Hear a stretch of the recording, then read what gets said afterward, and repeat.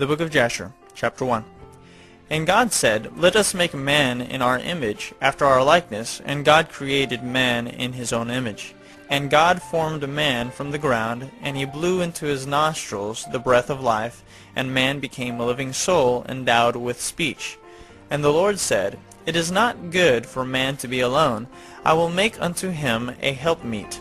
And the Lord caused a deep sleep to fall upon Adam, and he slept. And he took away one of his ribs, and he built flesh upon it, and formed it, and brought it to Adam.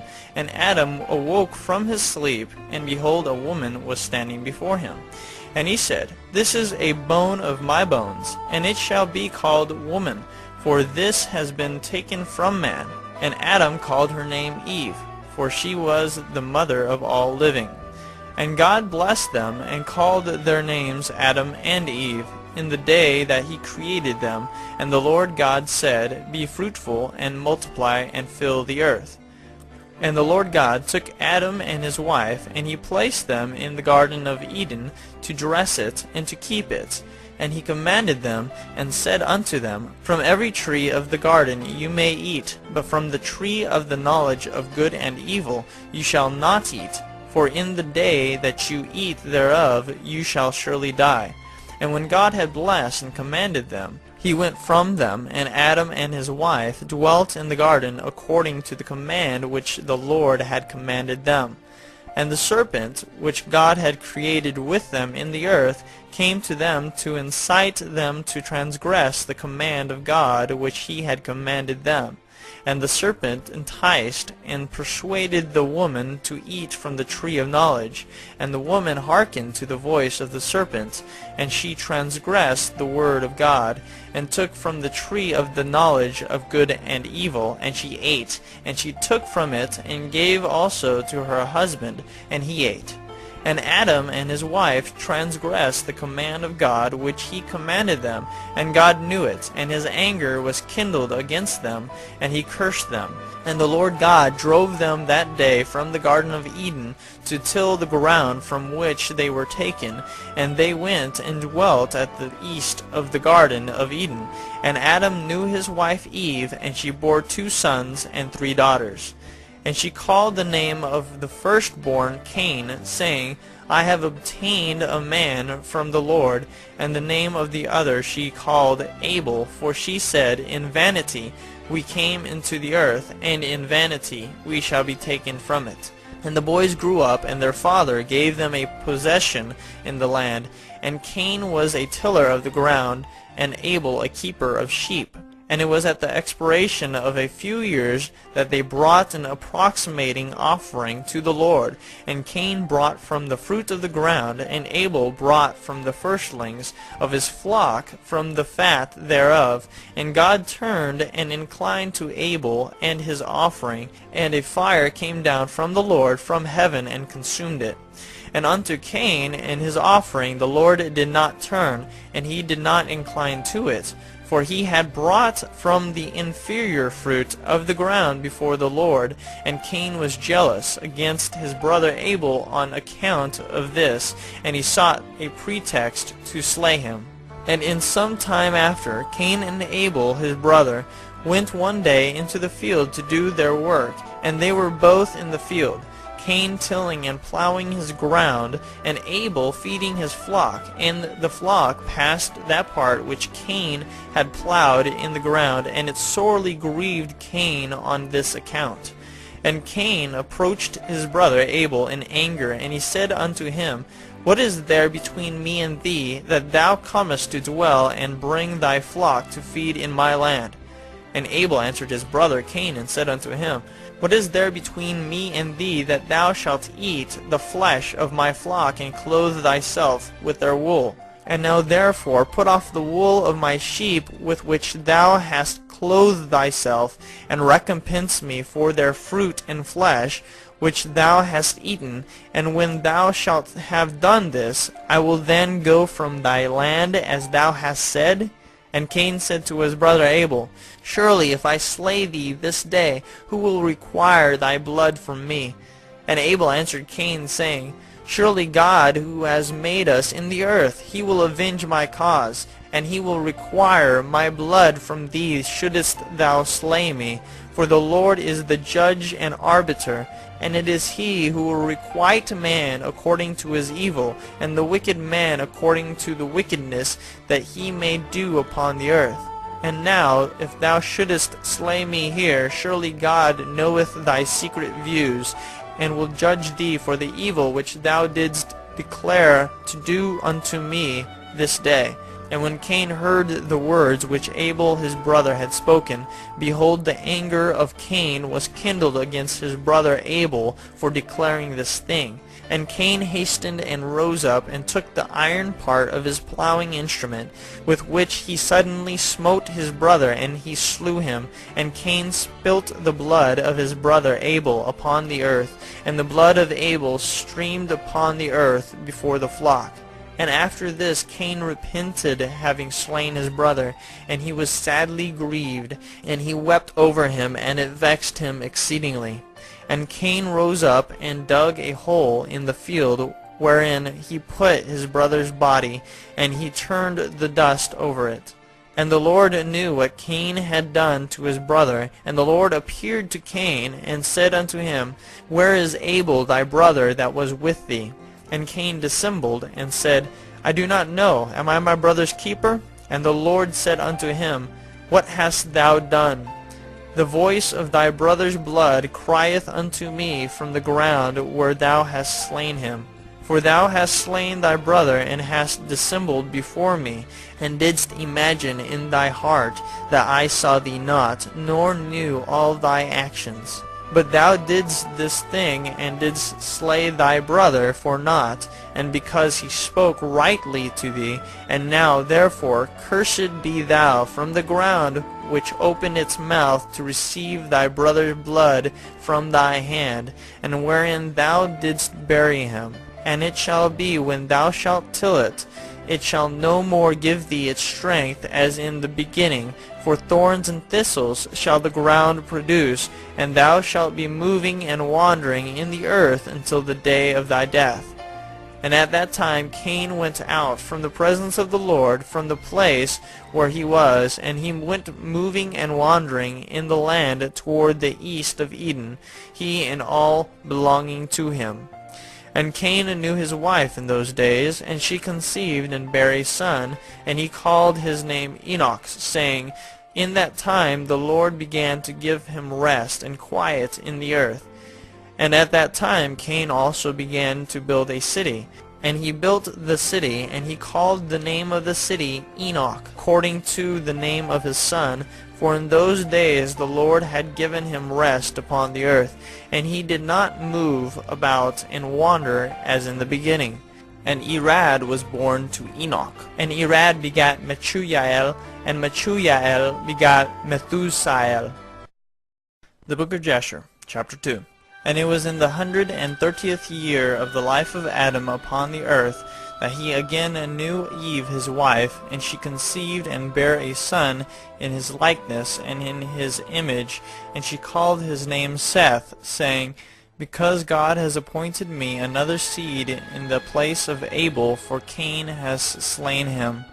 And Seth lived 105 years, and Seth called the name of his son Enosh, saying, Because in that time the sons of men began to multiply, and to afflict their souls and hearts by transgressing and rebelling against God. And it was in the days of Enosh that the sons of men continued to rebel and transgress against God, to increase the anger of the Lord against the sons of men.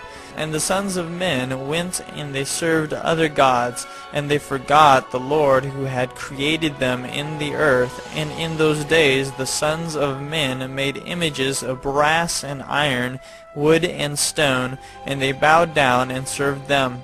And every man made his god, and they bowed down to them. And the sons of men forsook the Lord all the days of Enosh and his children, and the anger of the Lord was kindled on account of their works and abominations which they did in the earth.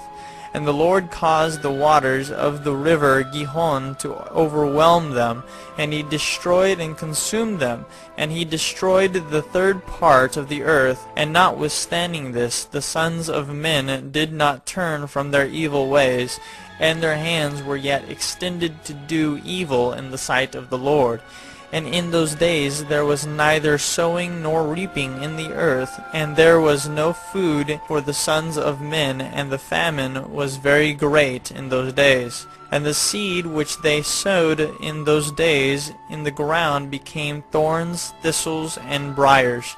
For from the days of Adam was this declaration concerning the earth, of the curse of God, which he cursed the earth on account of the sin which Adam sinned before the Lord. And it was when men continued to rebel and transgress against God, and to corrupt their ways, that the earth also became corrupt. And Enosh lived 90 years, and he begat Canaan. And Canaan grew up, and he was 40 years old, and he became wise, and had knowledge and skill in all wisdom. And he reigned over all the sons of men, and he led the sons of men to wisdom and knowledge, for Canaan was a very wise man, and had understanding in all wisdom, and with his wisdom he ruled over spirits and demons. And Canaan knew by his wisdom that God would destroy the sons of men for having sinned upon earth, and that the Lord would in the latter days bring upon them the waters of the flood. And in those days Canaan wrote upon tablets of stone what was to take place in time to come, and he put them in his treasures. And Canaan reigned over the whole earth, and he turned some of the sons of men to the service of God. And when Canaan was 70 years old, he begat 3 sons and 2 daughters. And these are the names of the children of Canaan: the name of the firstborn Malalel, the second Enan, and the third Mered. And their sisters were Adah and Zillah. These are the 5 children of Canaan that were born to him. And Lamech, the son of Methusael, became related to Canaan by marriage, and he took his 2 daughters for his wives. And Adah conceived and bare a son to Lamech, and she called his name Jabal. And she again conceived and bare a son, and called his name Jubal.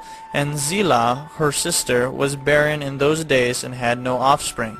For in those days the sons of men began to trespass against God, and to transgress the commandments which he had commanded to Adam, to be fruitful and multiply in the earth. And some of the sons of men caused their wives to drink a draught that would render them barren, in order that they might retain their figures, and whereby their beautiful appearance might not fade. And when the sons of men caused some of their wives to drink, Zillah drank with them. And the childbearing women appeared abominable in the sight of their husbands as widows, whilst their husbands lived, for to the barren ones only they were attached. And in the end of days and years, when Zillah became old, the Lord opened her womb, and she conceived and bare a son, and she called his name Tubal-Cain, saying, After I had withered away, have I obtained him from the Almighty God. And she conceived again, and bare a daughter, and she called her name Naamah, for she said, After I had withered away, have I obtained pleasure and delight. And Lamech was old and advanced in years, and his eyes were dim that he could not see. And Tubal-Cain his son was leading him. And it was one day that Lamech went into the field, and Tubal-Cain his son was with him. And whilst they were walking in the field, Cain the son of Adam advanced towards him. For Lamech was very old, and could not see much, and Tubal-Cain his son was very young. And Tubal-Cain told his father to draw his bow, and with the arrows he smote Cain, who was yet far off, and he slew him, for he appeared to them to be an animal. And the arrows entered Cain's body, although he was distant from them, and he fell to the ground and died. And the Lord requited Cain's evil according to his wickedness, which he had done to his brother Abel, according to the word of the Lord which he had spoken. And it came to pass, when Cain died, that Lamech and Tubal went to see the animal which they had slain, and they saw, and behold, Cain their grandfather was fallen dead upon the earth. And Lamech was very much grieved, having done this, and in clapping his hands together he struck his son, and caused his death. And the wives of Lamech heard what Lamech had done, and they sought to kill him. And the wives of Lamech hated him from that day, because he slew Cain and Tubal Cain. And the wives of Lamech separated from him, and would not hearken to him in those days. And Lamech came to his wives, and he pressed them to listen to him about this matter. And he said to his wives, Adah and Zillah, Hear my voice, O wives of Lamech. Attend to my words, for now you have imagined and said that I slew a man with my wounds, and a child with my stripes, for their having done no violence. But surely know that I am old and gray-headed, and that my eyes are heavy through age, and I did this thing unknowingly. And the wives of Lamech listened to him in this matter, and they returned to him with the advice of their father Adam. But they bore no children to him from that time, knowing that God's anger was increasing in those days against the sons of men, to destroy them with the waters of the flood for their evil doings. And Malalel, the son of Canaan, lived 65 years, and he begat Jared. And Jared lived 62 years, and he begat Enoch. The Book of Jasher, chapter 3. And Enoch lived 65 years, and begat Methuselah. And Enoch walked with God after having begot Methuselah, and he served the Lord, and despised the evil ways of men.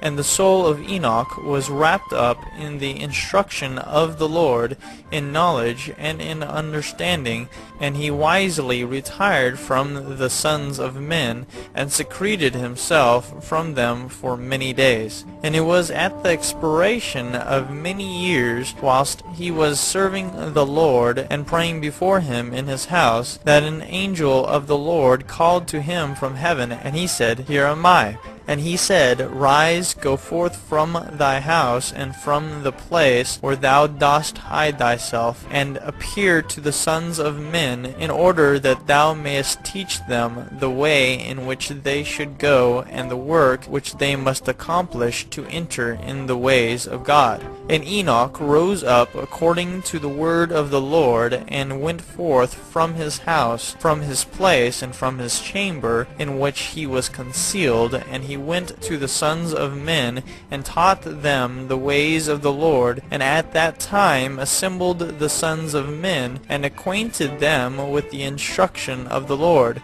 And he ordered it to be proclaimed in all places where the sons of men dwelt, saying, Where is the man who wishes to know the ways of the Lord and good works? Let him come to Enoch. And all the sons of men then assembled to him, for all who desired this thing went to Enoch. And Enoch reigned over the sons of men according to the word of the Lord. And they came and bowed to him, and they heard his word. And the Spirit of God was upon Enoch, and he taught all his men the wisdom of God and his ways. And the sons of men served the Lord all the days of Enoch, and they came to hear his wisdom. And all the kings of the sons of men, both first and last, together with their princes and judges, came to Enoch when they heard of his wisdom, and they bowed down to him. And they also required of Enoch to reign over them, to which he consented. And they assembled in all 130 kings and princes, and they made Enoch king over them, and they were all under his power and command. And Enoch taught them wisdom, knowledge, and the ways of the Lord, and he made peace amongst them, and peace was throughout the earth during the life of Enoch. And Enoch reigned over the sons of men 243 years, and he did justice and righteousness with all his people, and he led them in the ways of the Lord.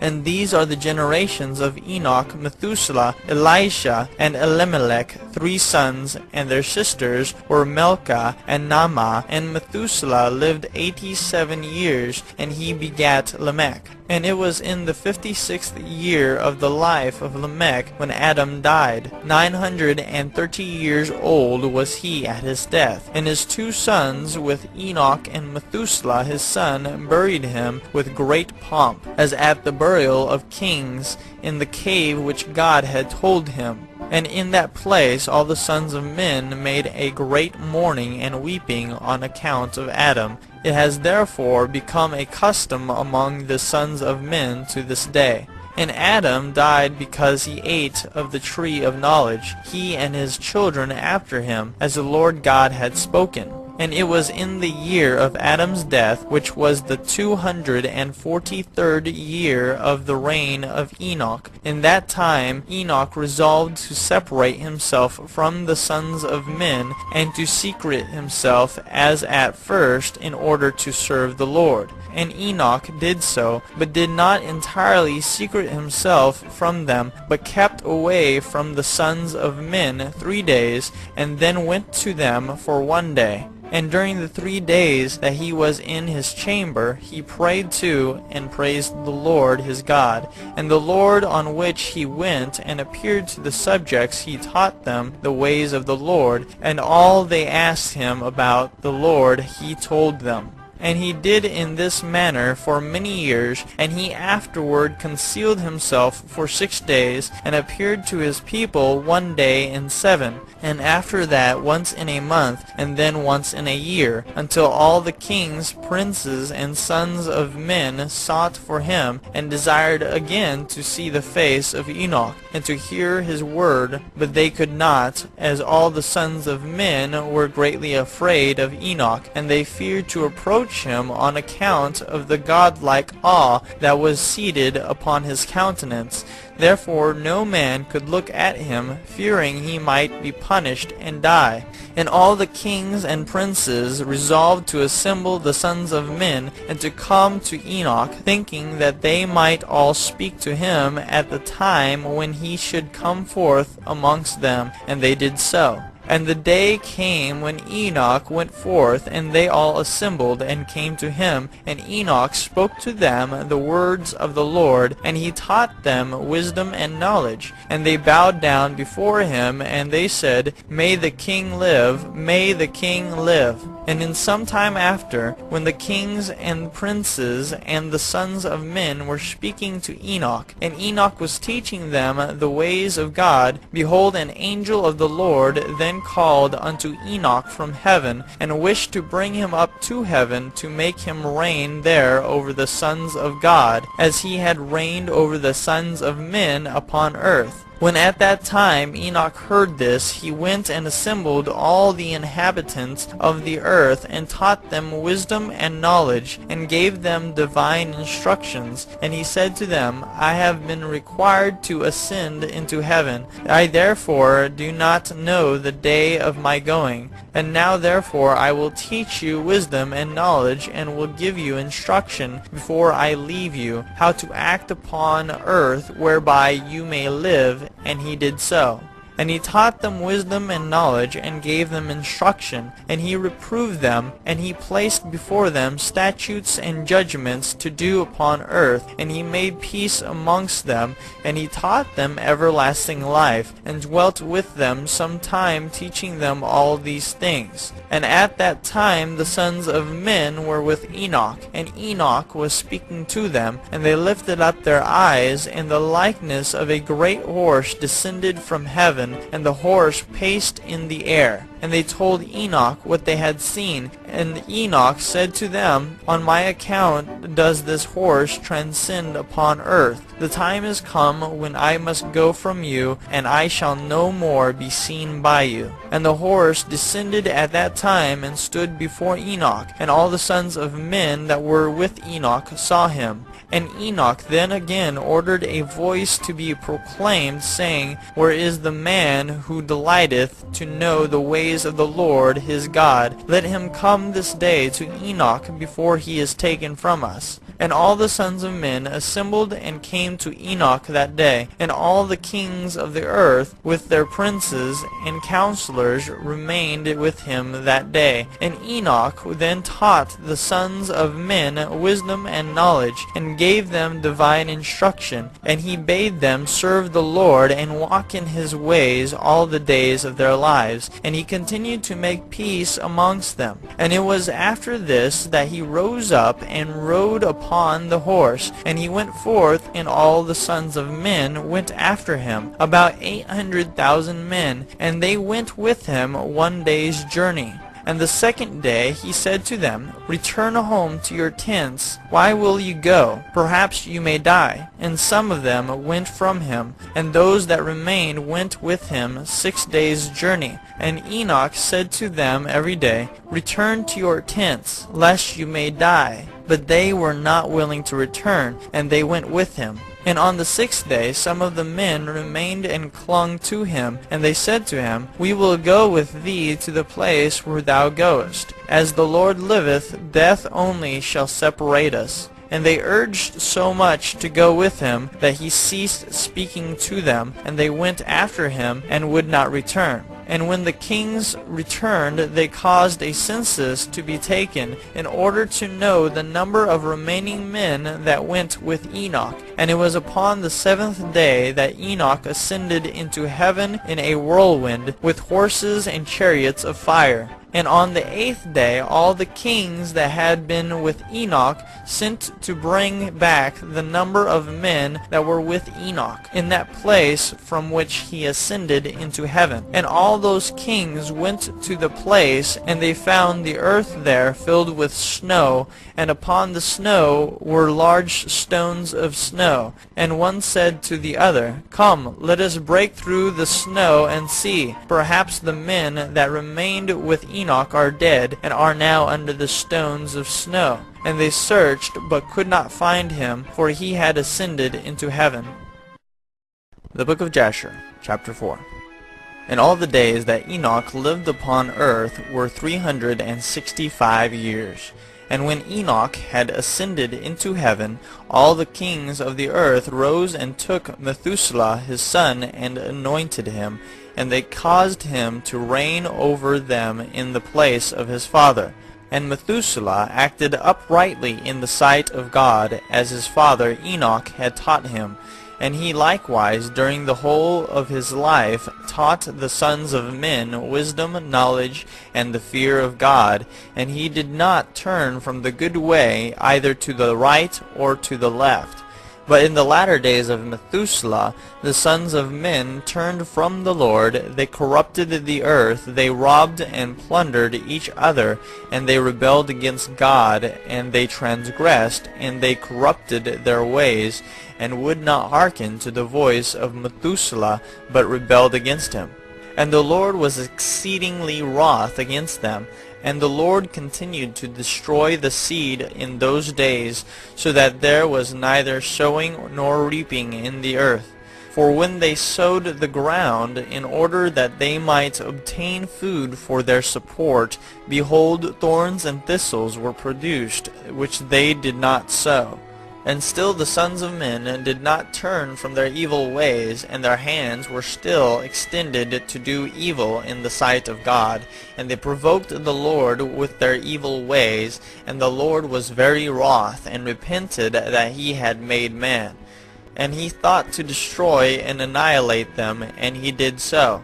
In those days when Lamech the son of Methuselah was 160 years old, Seth the son of Adam died. And all the days that Seth lived were 912 years, and he died.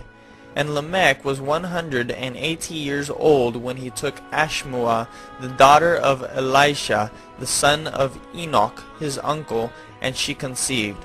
And at that time the sons of men sowed the ground, and a little food was produced. Yet the sons of men did not turn from their evil ways, and they trespassed and rebelled against God. And the life of Lamech conceived and bare him a son at that time, at the revolution of the year. And Methuselah called his name Noah, saying, The earth was in his days at rest, and free from corruption. And Lamech his father called his name Menachem, saying, This one shall comfort us in our works and miserable toil in the earth, which God had cursed.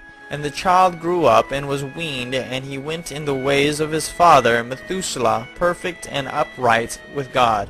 And all the sons of men departed from the ways of the Lord in those days, as they multiplied upon the face of the earth with sons and daughters.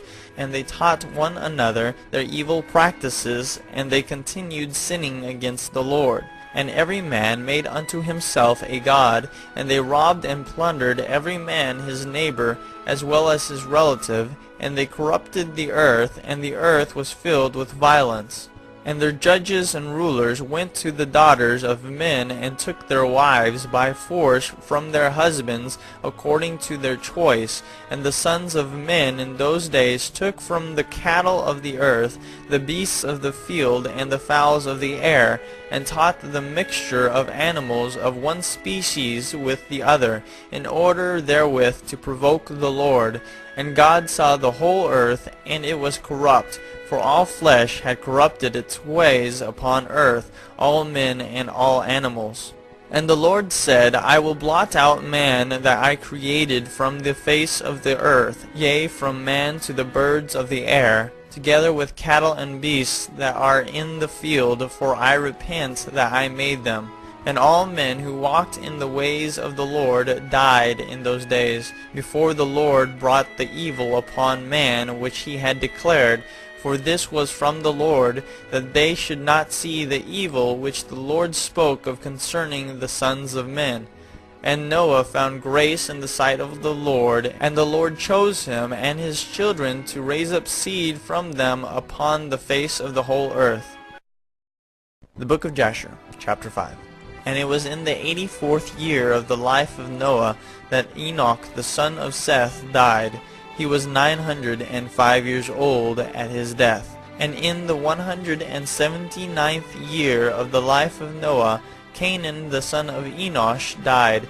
And all the days of Canaan were 910 years, and he died. And in the 234th year of the life of Noah, Malalel the son of Canaan died. And the days of Malalel were 895 years, and he died.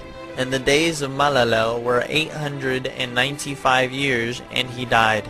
And Jared the son of Malalel died in those days, in the 336th year of the life of Noah.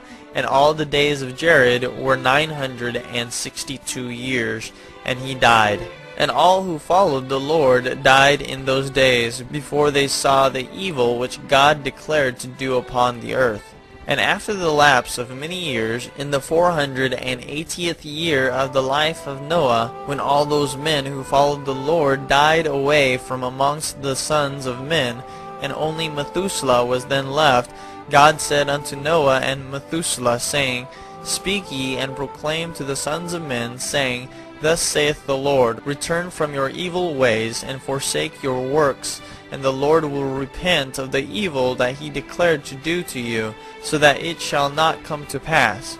For thus saith the Lord, Behold, I give you a period of 120 years.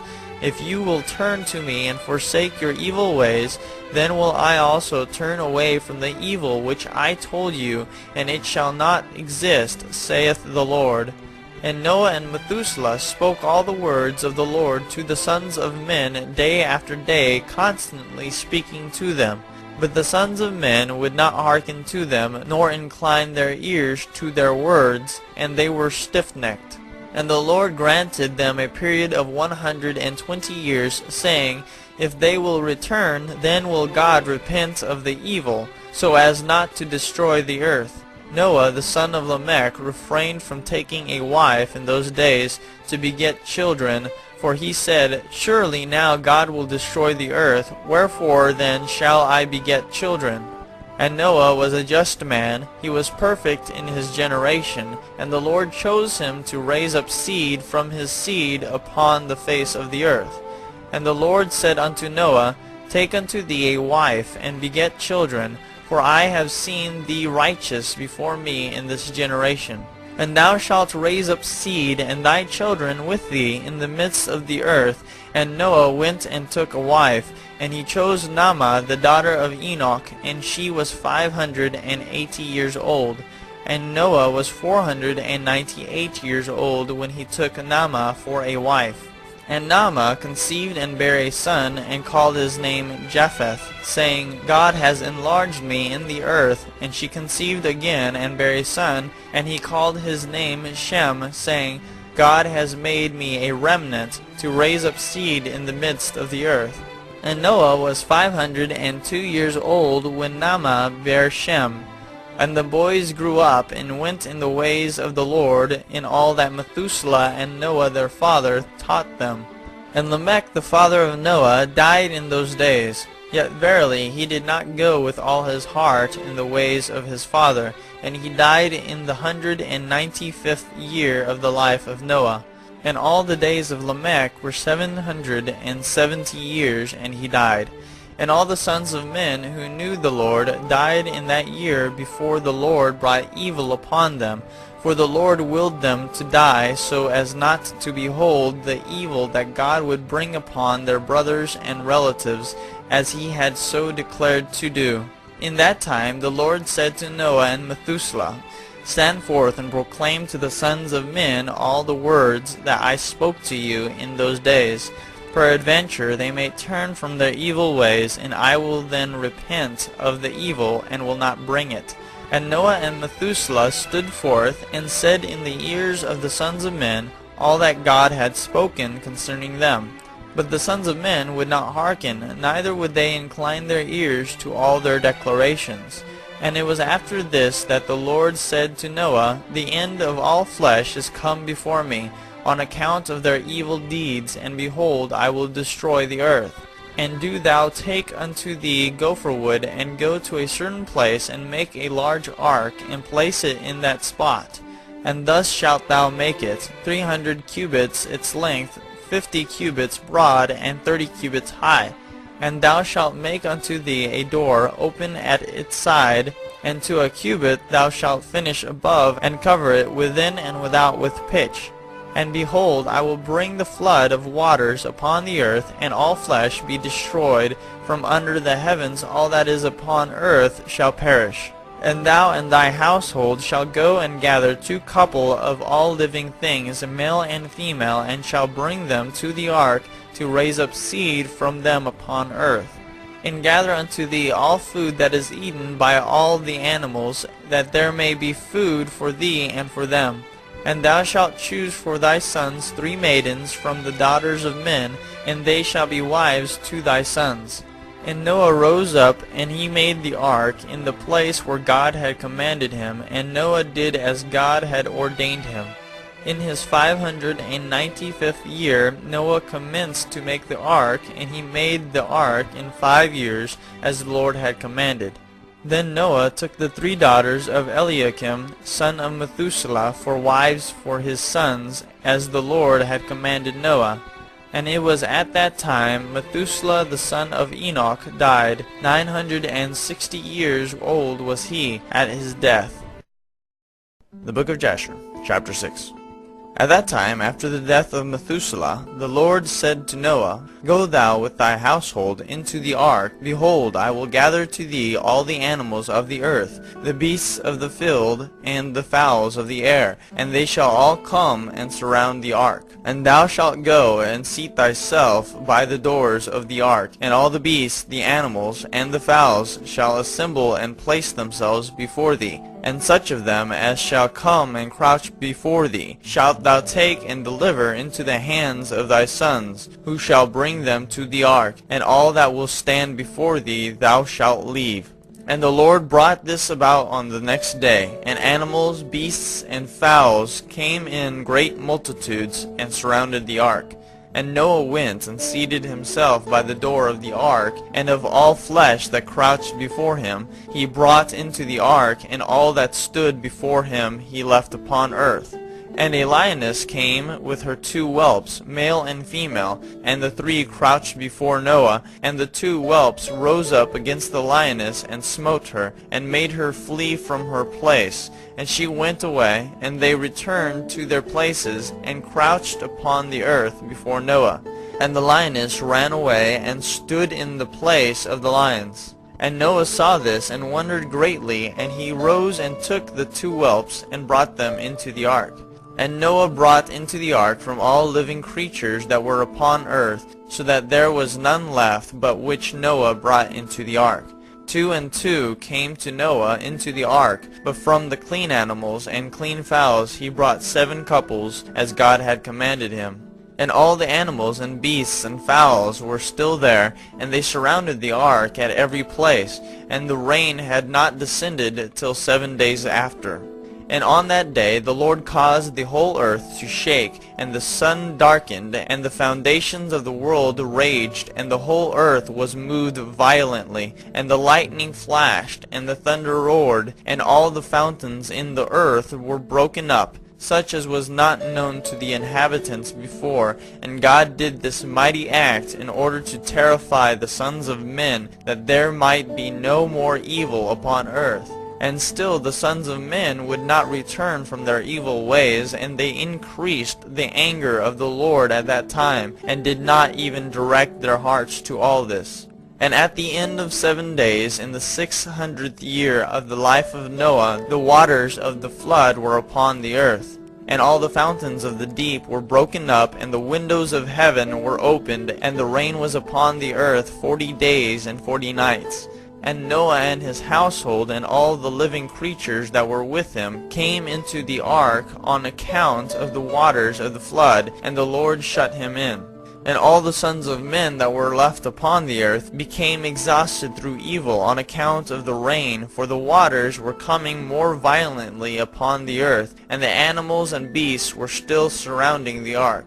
And the sons of men assembled together, and 700,000 men and women, and they came unto Noah to the ark. And they called to Noah, saying, Open for us, that we may come to thee in the ark, and wherefore shall we die?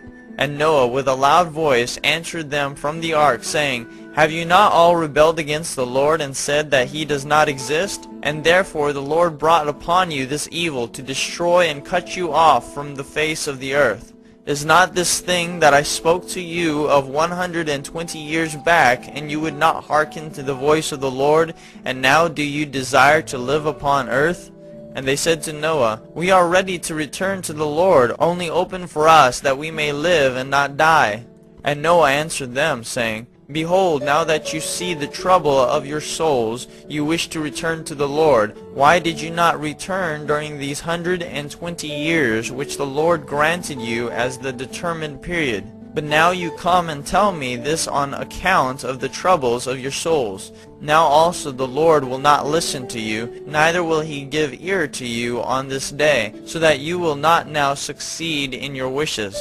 And the sons of men approached in order to break into the ark, to come in on account of the rain, for they could not bear the rain upon them. And the Lord sent all the beasts and animals that stood round the ark, and the beasts overpowered them, and drove them from that place. And every man went his way, and they again scattered themselves upon the face of the earth.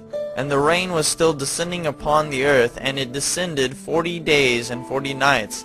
And the water prevailed greatly upon the earth, and all flesh that was upon the earth or in the waters died, whether men, animals, beasts, creeping things, or birds of the air. And there only remained Noah and those that were with him in the ark. And the waters prevailed, and they greatly increased upon the earth. And they lifted up the ark, and it was raised from the earth. And the ark floated upon the face of the waters, and it was tossed upon the waters, so that all the living creatures within were turned about like pottage in a cauldron. And great anxiety seized all the living creatures that were in the ark, and the ark was like to be broken. And all the living creatures that were in the ark were terrified, and the lions roared, and the oxen lowed, and the wolves howled, and every living creature in the ark spoke and lamented in its own language, so that their voices reached to a great distance. And Noah and his sons cried and wept in their troubles. They were greatly afraid that they had reached the gates of death.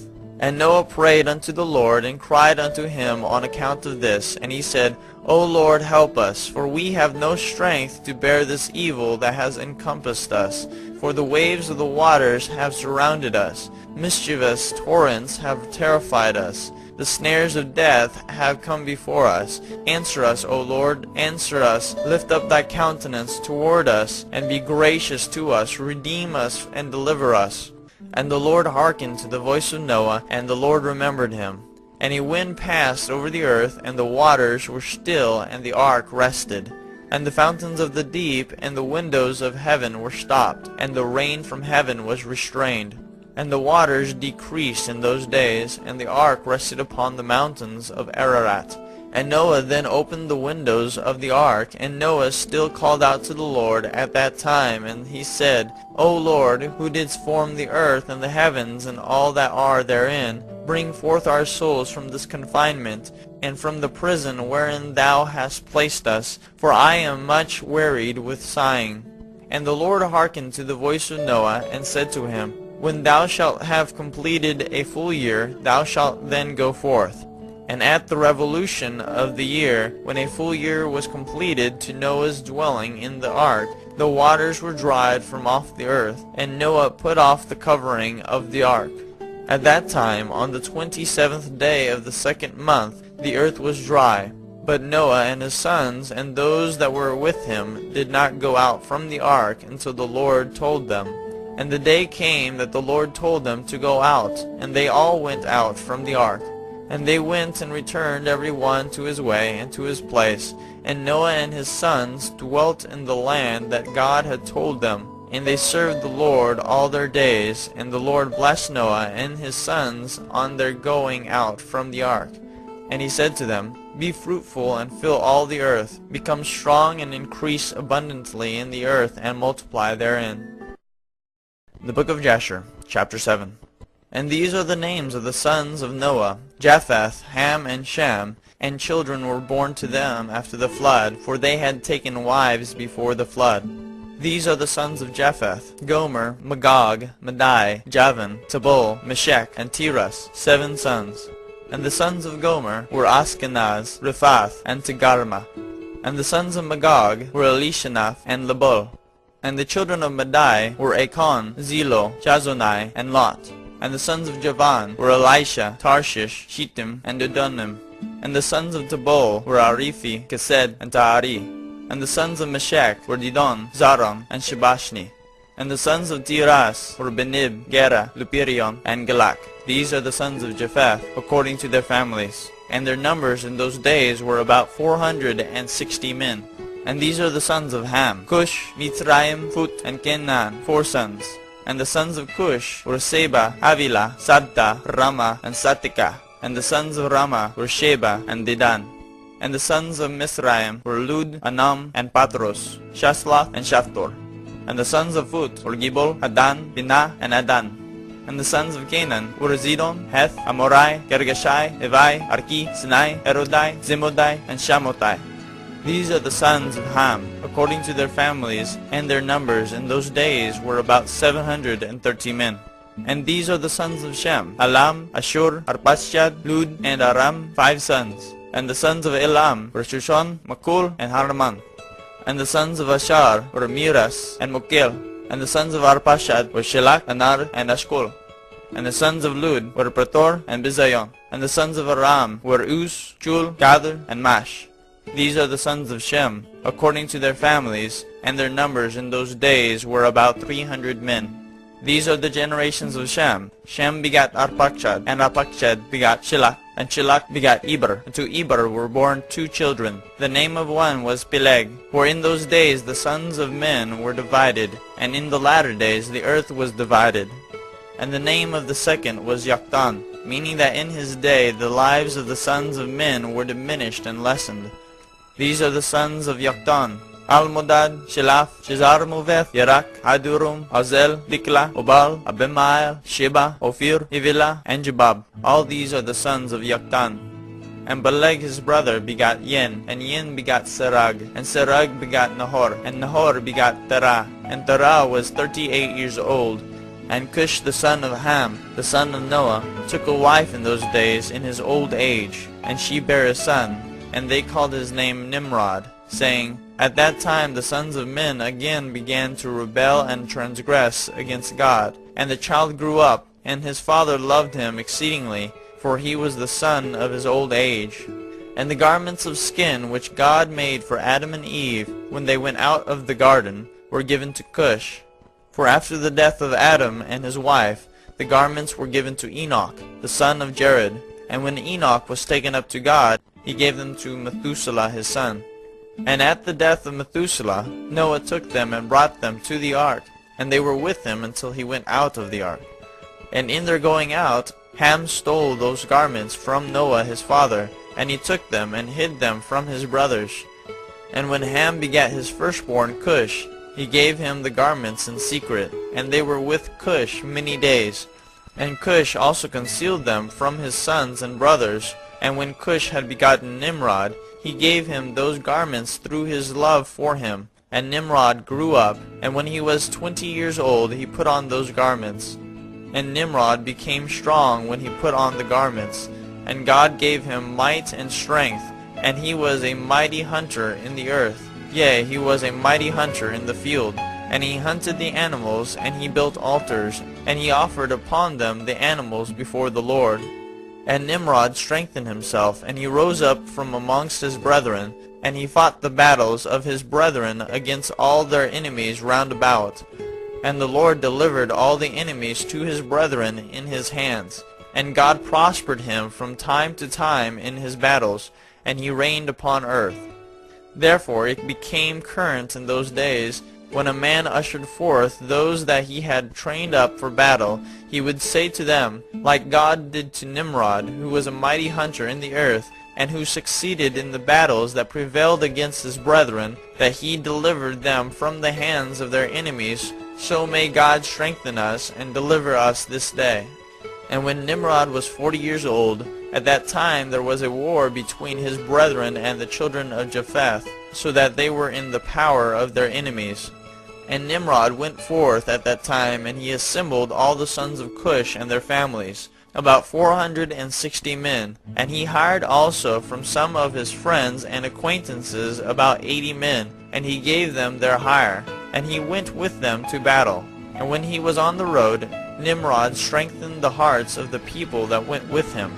And he said to them, Do not fear, neither be alarmed, for all our enemies will be delivered into our hands, and you may do with them as you please.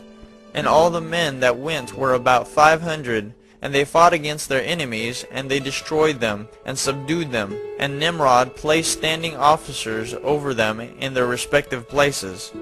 And he took some of their children as security, and they were all servants to Nimrod and to his brethren. And Nimrod and all the people that were with him turned homeward.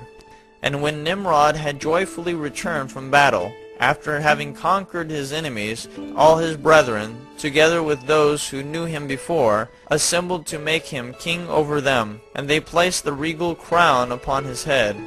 And he set over his subjects and people, princes, judges, and rulers, as is the custom amongst kings. And he placed Terah the son of Nahor, the prince of his host, and he dignified him, and elevated him above all his princes. And whilst he was reigning according to his heart's desire, after having conquered all his enemies around, he advised with his counselors to build a city for his palace, and they did so. And they found a large valley opposite to the east, and they built him a large and extensive city. And Nimrod called the name of the city that he built Shinar, for the Lord had vehemently shaken his enemies and destroyed them. And Nimrod dwelt in Shinar, and he reigned securely, and he fought with his enemies, and he subdued them, and he prospered in all his battles, and his kingdom became very great.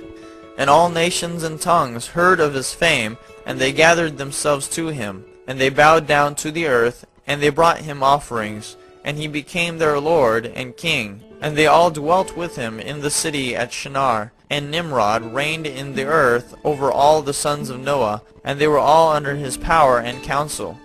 And all the earth was of one tongue and words of union. But Nimrod did not go in the ways of the Lord, and he was more wicked than all the men that were before him, from the days of the flood until those days.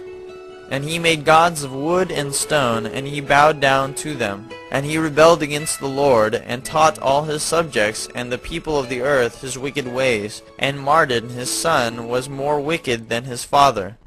And every one that heard of the acts of Mardon the son of Nimrod would say concerning him, From the wicked goeth forth wickedness. Therefore it became a proverb in the whole earth, saying, From the wicked goeth forth wickedness. And it was current in the words of men from that time to this. And Terah the son of Nahor, prince of Nimrod's host, was in those days very great in the sight of the king and his subjects. And the king and princes loved him, and they elevated him very high. And Terah took a wife, and her name was Amthilo, the daughter of Kornibo. And the wife of Terah conceived and bare him a son in those days. And Terah was 70 years old when he begot him. And Terah called the name of his son that was born to him Abram, because the king had raised him in those days, and dignified him above all his princes that were with him. The Book of Jasher, chapter 8. And it was in the night that Abram was born, that all the servants of Terah, and all the wise men of Nimrod, and his conjurers came and ate and drank in the house of Terah, and they rejoiced with him on that night. And when all the wise men and conjurers went out from the house of Terah, they lifted up their eyes toward heaven that night to look at the stars. And they saw, and behold, one very large star coming from the east, and ran in the heavens. And he swallowed up the 4 stars from the 4 sides of the heavens. And all the wise men of the earth and his conjurers were astonished at the sight. And the sages understood this matter, and they knew its import. And they said to each other, This only betokens the child that has been born to Terah this night, who will grow up and be fruitful and multiply, and possess all the earth, he and his children forever. And he and his seed will slay great kings and inherit their lands. And the wise men and conjurers went home that night. And in the morning all these wise men and conjurers rose up early, and assembled in an appointed house. And they spoke and said to each other, Behold, the sight that we saw last night is hidden from the king. It has not been made known to him. And should this thing get known to the king in the latter days, he will say to us, Why have you concealed this matter from me? And then we shall all suffer death. Therefore now let us go and tell the king the sight which we saw, and the interpretation thereof, and we shall then remain clear. And they did so. And they all went to the king, and bowed down to him to the ground. And they said, May the king live, may the king live. We heard that a son was born to Terah the son of Nahor, the prince of thy host. And we yesternight came to his house, and we ate and drank, and rejoiced with him that night. And when thy servants went out from the house of Terah, to go to our respective homes, to abide there for the night, we lifted up our eyes to heaven, and we saw a great star coming from the east, and the same star ran with great speed, and swallowed up 4 great stars from the 4 sides of the heavens. And thy servants were astonished at the sight which we saw, and were greatly terrified. And we made our judgment upon the sight, and knew by our wisdom the proper interpretation thereof, that this thing applies to the child that is born to Terah, who will grow up and multiply greatly, and become powerful, and kill all the kings of the earth, and inherit all their lands, he and his seed forever. And now our Lord and King, behold, we have truly acquainted thee with what we have seen concerning this child. If it seemeth good to the king to give his father value for this child, we will slay him before he shall grow up and increase in the land, and his evil increase against us, that we and our children perish through his evil. And the king heard their words, and they seemed good in his sight. And he sent and called for Terah, and Terah came before the king. And the king said to Terah, I have been told that a son was yesternight born to thee, and after this matter was observed in the heavens at his birth. And now therefore give me the child, that we may slay him before his evil springs up against us, and I will give thee for his value thy house full of silver and gold. And Terah answered the king and said to him, My lord and king, I have heard thy words, and thy servant shall do all that his king desireth. But my lord and king, I will tell thee what happened to me yesternight, that I may see what advice the king will give his servant. And then I will answer the king upon what he has just spoken. And the king said, Speak. And Terah said to the king, Aon, son of Mored, came to me yesternight, saying, Give unto me the great and beautiful horse that the king gave thee, and I will give thee silver and gold, and straw and provender for its value. And I said to him, Wait till I see the king concerning thy words, and behold, whatever the king saith, that will I do. And now, my lord and king, behold, I have made this thing known to thee, and the advice which my king will give unto his servant, that will I follow. And the king heard the words of Terah, and his anger was kindled, and he considered him in the light of a fool. And the king answered Terah, and he said to him, Art thou so silly, ignorant, or deficient in understanding to do this thing, to give thy beautiful horse for silver and gold, or even for straw and provender? Art thou so short of silver and gold, that thou shouldest do this thing, because thou canst not obtain straw and provender to feed thy horse? And what is silver and gold to thee, or straw and provender, that thou shouldest give away that fine horse which I gave thee, like which there is none to be had on the whole earth? And the king left off speaking, and Terah answered the king, saying, Like unto this has the king spoken to his servant. I beseech thee, my lord and king, what is this which thou didst say unto me, saying, Give thy son, and we may slay him, and I will give thee silver and gold for his value? What shall I do with silver and gold after the death of my son? Who shall inherit me? Surely then at my death the silver and gold will return to my king who gave it.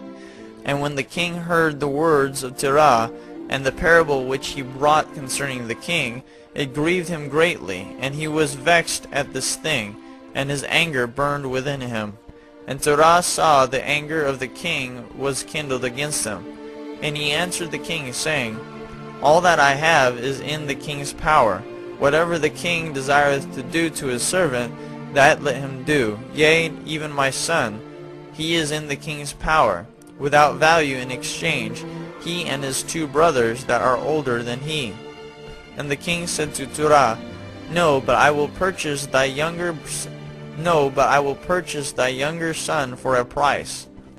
And Terah answered the king, saying, I beseech thee, my lord and king, to let thy servant speak a word before thee, and let the king hear the word of his servant. And Terah said, Let my king give me 3 days' time till I consider this matter within myself, and consult with my family concerning the words of my king. And he pressed the king greatly to agree to this. And the king hearkened to Terah, and he did so, and he gave him 3 days' time. And Terah went out from the king's presence, and he came home to his family, and spoke to them all the words of the king, and the people were greatly afraid. And it was in the 3rd day that the king sent to Terah, saying, Send me thy son for a price, as I spoke to thee. And shouldst thou not do this, I will send and slay all thou hast in thy house, so that thou shalt not even have a dog remaining. And Terah hastened, as the thing was urgent from the king, and he took a child from one of his servants, which his handmaid had borne to him that day. And Terah brought the child to the king, and received value for him. And the Lord was with Terah in this matter, that Nimrod might not cause Abram's death. And the king took the child from Terah, and with all his might dashed his head to the ground, for he thought it had been Abram.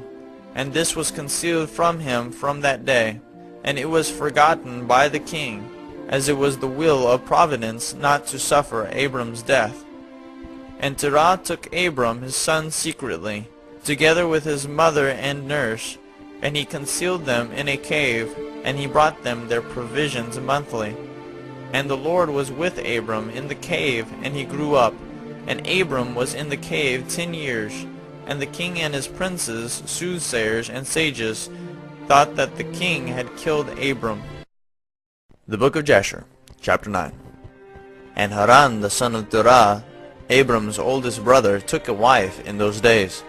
Haran was 39 years old when he took her, and the wife of Haran conceived and bare a son, and he called his name Lot. And she conceived again and bare a daughter, and she called her name Milcah. And she again conceived and bare a daughter, and she called her name Sarai. Haran was 42 years old when he begot Sarai, which was in the 10th year of the life of Abram. And in those days Abram and his mother and nurse went out from the cave, as the king and his subjects had forgotten the affair of Abram. And when Abram came out of the cave, he went to Noah and his son Shem, and he remained with them to learn the instruction of the Lord and his ways. And no man knew where Abram was, and Abram served Noah and Shem his son for a long time. And Abram was in Noah's house 39 years, and Abram knew the Lord from 3 years old, and he went in the ways of the Lord until the day of his death, as Noah and his son Shem had taught him. And all the sons of the earth in those days greatly transgressed against the Lord, and they rebelled against him, and they served other gods. And they forgot the Lord who had created them in the earth. And the inhabitants of the earth made unto themselves at that time every man his god, gods of wood and stone, which could neither speak, hear, nor deliver, and the sons of men served them, and they became their gods. And the king and all his servants, and Terah with all his household, were then the first of those that served gods of wood and stone. And Terah had 12 gods of large size, made of wood and stone, after the 12 months of the year. And he served each one monthly. And every month Terah would bring his meat offering and drink offering to his gods. Thus did Terah all the days. And all that generation were wicked in the sight of the Lord, and they thus made every man his god, but they forsook the Lord who had created them. And there was not a man found in those days in the whole earth who knew the Lord, for they served each man his own god, except Noah and his household, and all those who were under his counsel knew the Lord in those days. And Abram the son of Terah was waxing great in those days in the house of Noah, and no man knew it, and the Lord was with him. And the Lord gave Abram an understanding heart, and he knew all the works of that generation were vain, and that all their gods were vain and were of no avail. And Abram saw the sun shining upon the earth, and Abram said unto himself, Surely now the sun that shines upon the earth is God, and him will I serve. And Abram served the sun in that day, and he prayed to him. And when evening came, the sun set as usual, and Abram said within himself, Surely this cannot be God. And Abram still continued to speak within himself, Who is he who made the heavens and the earth, who created upon earth? Where is he? And the night darkened over him, and he lifted up his eyes toward the west, north, south, and east, and he saw that the sun had vanished from the earth, and the day became dark. And Abram saw the stars and moon before him, and he said, Surely this is the God who created the whole earth as well as man, and behold, these his servants are gods around him. And Abram served the moon and prayed to it all that night. And in the morning, when it was light and the sun shone upon the earth as usual, Abram saw all the things that the Lord God had made upon earth.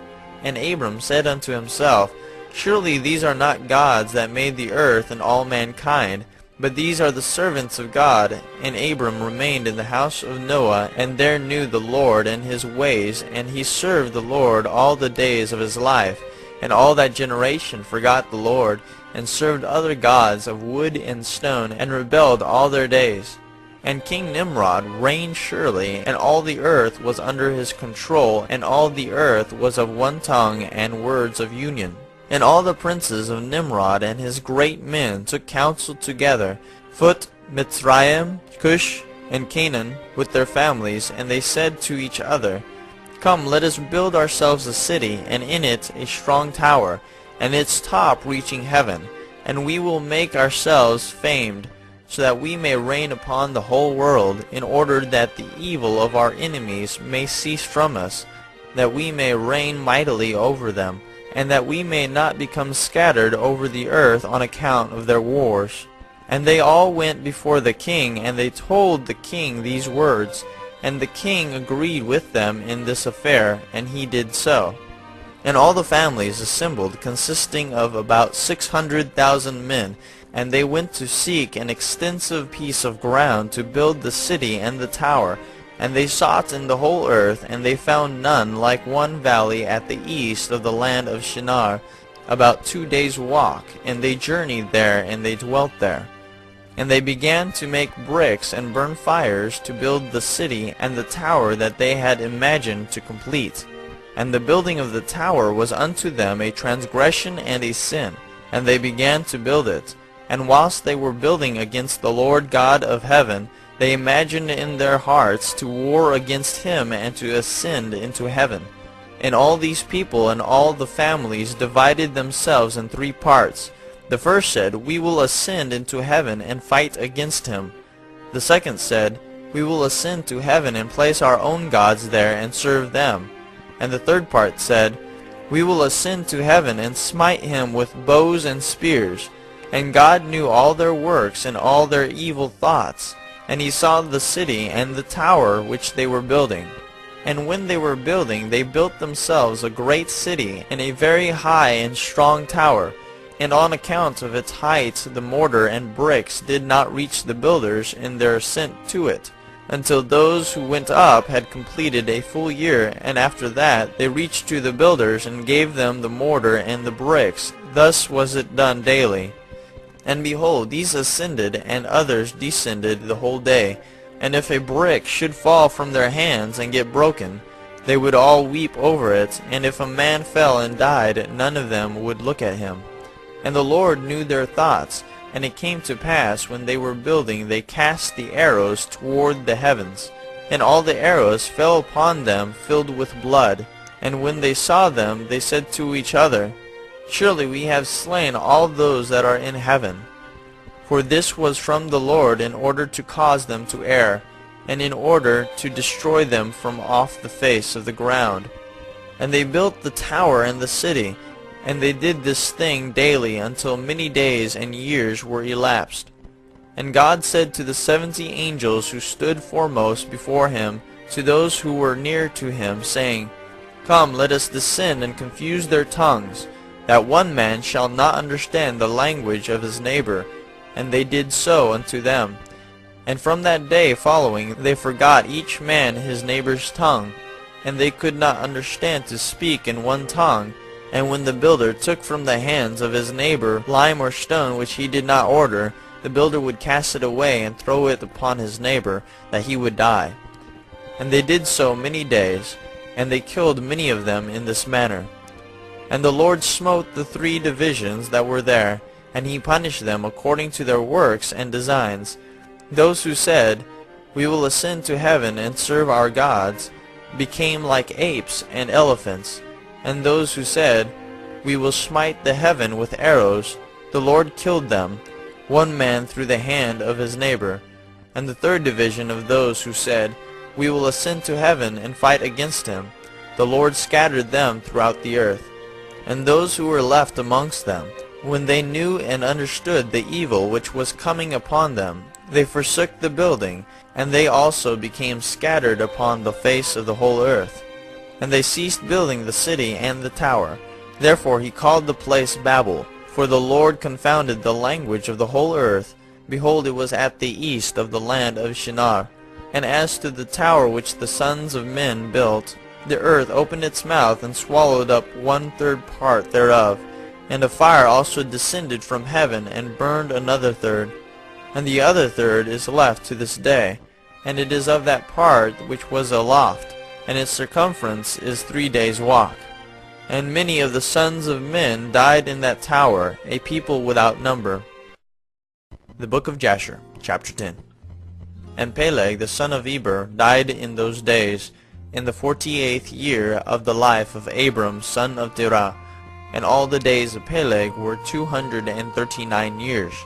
And when the Lord had scattered the sons of men on account of their sin at the tower, behold, they spread forth into many divisions, and all the sons of men were dispersed into the four corners of the earth. And all the families became each according to its language, its land, or its city. And the sons of men built many cities according to their families, in all the places where they went, and throughout the earth where the Lord had scattered them. And some of them built cities in places from which they were afterward extirpated, and they called these cities after their own names, or the names of their children, or after their particular occurrences.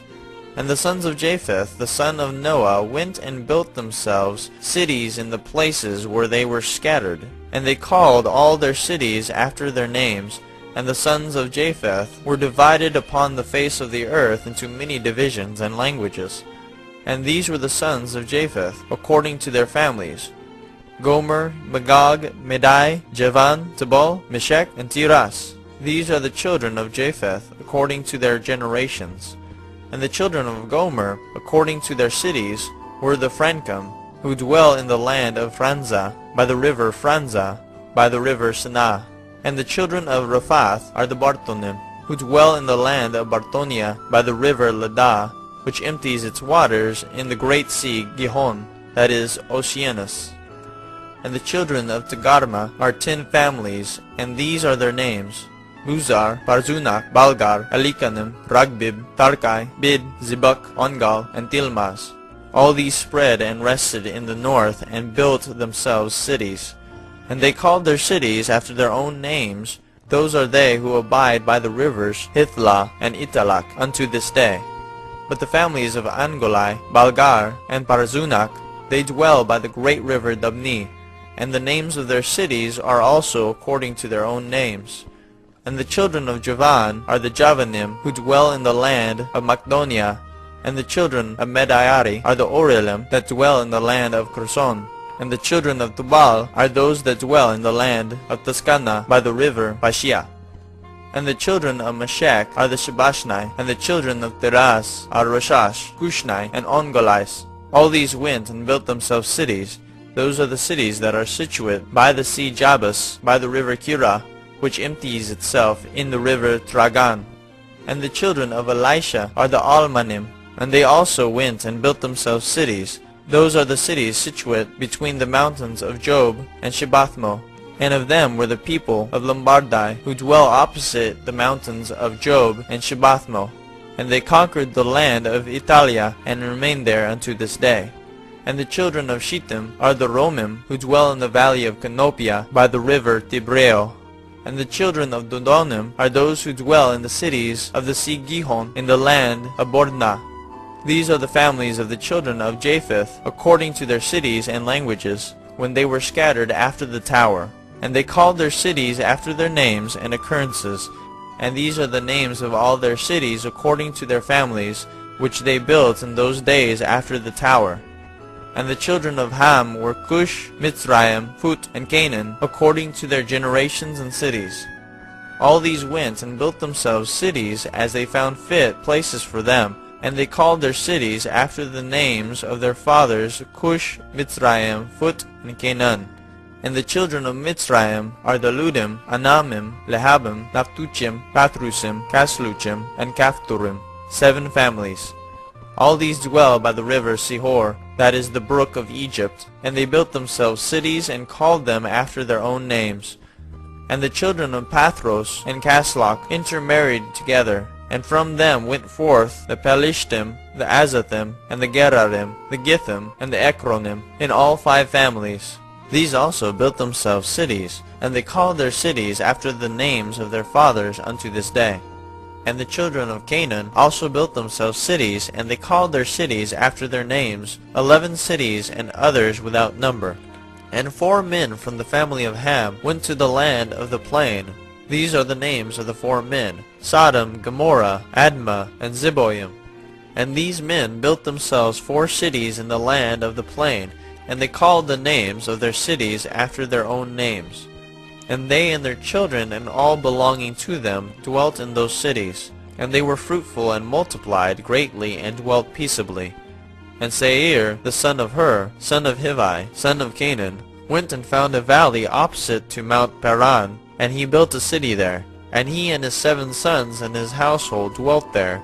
And he called the city which he built Seir, according to his name, that is the land of Seir unto this day. These are the families of the children of Ham, according to their languages and cities, when they were scattered to their countries after the tower. And some of the children of Shem, son of Noah, father of all the children of Eber, also went and built themselves cities in the places wherein they were scattered, and they called their cities after their names. And the sons of Shem and Elam, Ashur, Arpachshad, Lud, and Aram, and they built themselves cities, and called the names of all their cities after their names. And Ashur, son of Shem, and his children and household went forth at that time, a very large body of them, and they went to a distant land that they found. And they met with a very extensive valley in the land that they went to. And they built themselves 4 cities, and they called them after their own names and occurrences. And these are the names of the cities which the children of Ashur built: Nineveh, Rezin, Calach, and Rehoboth. And the children of Ashur dwell there unto this day. And the children of Aram also went and built themselves a city, and they called the name of the city Uz, after their eldest brother, and they dwell therein. That is the land of Uz to this day. And in the 2nd year after the tower, a man from the house of Ashur, whose name was Bela, went from the land of Nineveh to sojourn with his household wherever he could find a place, and they came until opposite the cities of the plain against Sodom, and they dwelt there. And the man rose up and built there a small city, and called its name Bela, after his name. That is the land of Zoar unto this day. And these are the families of the children of Shem according to their languages and cities, after they were scattered upon the earth after the tower. And every kingdom, city, and family of the families of the children of Noah built themselves many cities after this. And they established governments in all their cities, in order to be regulated by their orders. So did all the families of the children of Noah forever. The Book of Jasher, chapter 11. And Nimrod, son of Cush, was still in the land of Shinar, and he reigned over it, and dwelt there, and he built cities in the land of Shinar. And these are the names of the 4 cities which he built, and he called their names after their occurrences that happened to them in the building of the tower. And he called the first Babel, saying, Because the Lord there confounded the language of the whole earth. And the name of the second he called Erech, because from there God dispersed them. And the third he called Ect, saying there was a great battle at that place. And the fourth he called Calneh, because his princes and mighty men were consumed there, and they vexed the Lord, they rebelled and transgressed against him. And when Nimrod had built these cities in the land of Shinar, he placed in them the remainder of his people, his princes and his mighty men that were left in his kingdom. And Nimrod dwelt in Babel, and he there renewed his reign over the rest of his subjects, and he reigned securely. And the subjects and princes of Nimrod called his name Amraphel, saying that at the tower his princes and men fell through his means. And notwithstanding this, Nimrod did not return to the Lord, and he continued in wickedness and teaching wickedness to the sons of men. And Mardon his son was worse than his father, and continued to add to the abominations of his father. And he caused the sons of men to sin, therefore it said, From the wicked goeth forth wickedness. At that time there was war between the families of the children of Ham, as they were dwelling in the cities which they had built. And Chedorlaomer, king of Elam, went away from the families of the children of Ham, and he fought with them, and he subdued them. And he went to the 5 cities of the plain, and he fought against them, and he subdued them, and they were under his control. And they served him 12 years, and they gave him a yearly tax. At that time died Nahor, son of Serug, in the 49th year of the life of Abram, son of Terah. And in the 50th year of the life of Abram, son of Terah, Abram came forth from the house of Noah, and went to his father's house. And Abram knew the Lord, and he went in his ways and instructions, and the Lord his God was with him. And Terah his father was in those days still captain of the host of King Nimrod, and he still followed strange gods. And Abram came to his father's house, and saw 12 gods standing there in their temples. And the anger of Abram was kindled when he saw these images in his father's house. And Abram said, As the Lord liveth, these images shall not remain in my father's house. So shall the Lord who created me do unto me, if in 3 days' time I do not break them all. And Abram went from them, and his anger burned within him. And Abram hastened and went from the chamber to his father's outer court. And he found his father sitting in the court, and all his servants with him. And Abram came and sat before him. And Abram asked his father, saying, Father, tell me, where is God who created heaven and earth, and all the sons of men upon earth, and who created thee and me? And Terah answered his son Abram, and said, Behold, those who created us are all with us in the house. And Abram said to his father, My lord, shew them to me, I pray thee. And Terah brought Abram into the chamber of the inner court. And Abram saw, and behold, the whole room was full of gods of wood and stone, 12 great images, and others less than they without number. And Terah said to his son, Behold, these are they which made all thou seest upon earth, and which created me and thee and all mankind. And Terah bowed down to his gods, and he then went away from them, and Abram his son went away with him. And when Abram had gone from them, he went to his mother, and sat before her. And he said to his mother, Behold, my father has shown me those who made heaven and earth, and all the sons of men. Now therefore hasten and fetch a kid from the flock, and make of it savory meat, that I may bring it to my father's gods as an offering for them to eat.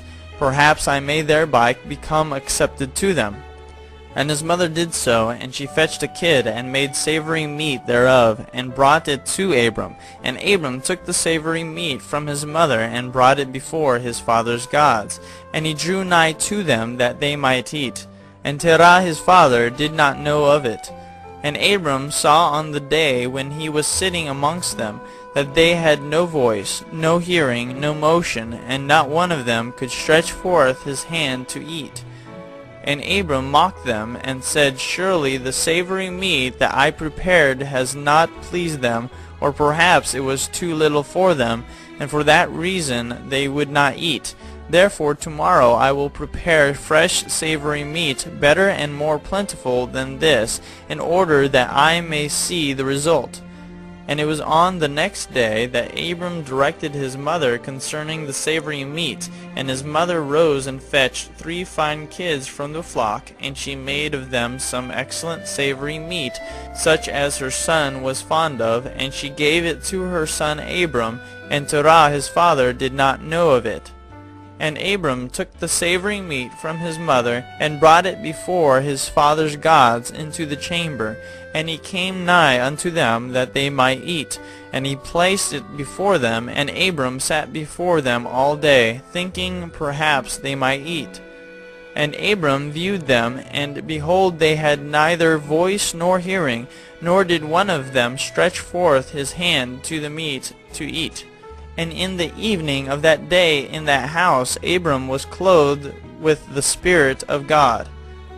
And he called out and said, Woe unto my father and this wicked generation, whose hearts are all inclined to vanity, who serve these idols of wood and stone, which can neither eat, smell, hear, nor speak, who have mouths without speech, eyes without sight, ears without hearing, hands without feeling, and legs which cannot move.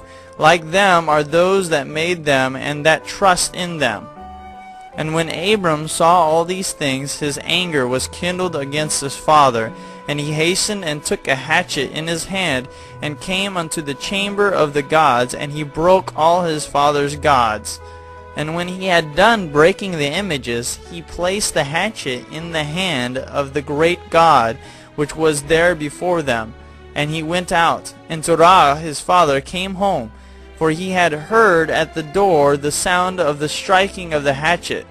So Terah came into the house to know what this was about. And Terah, having heard the noise of the hatchet in the room of images, ran to the room to the images, and he met Abram going out.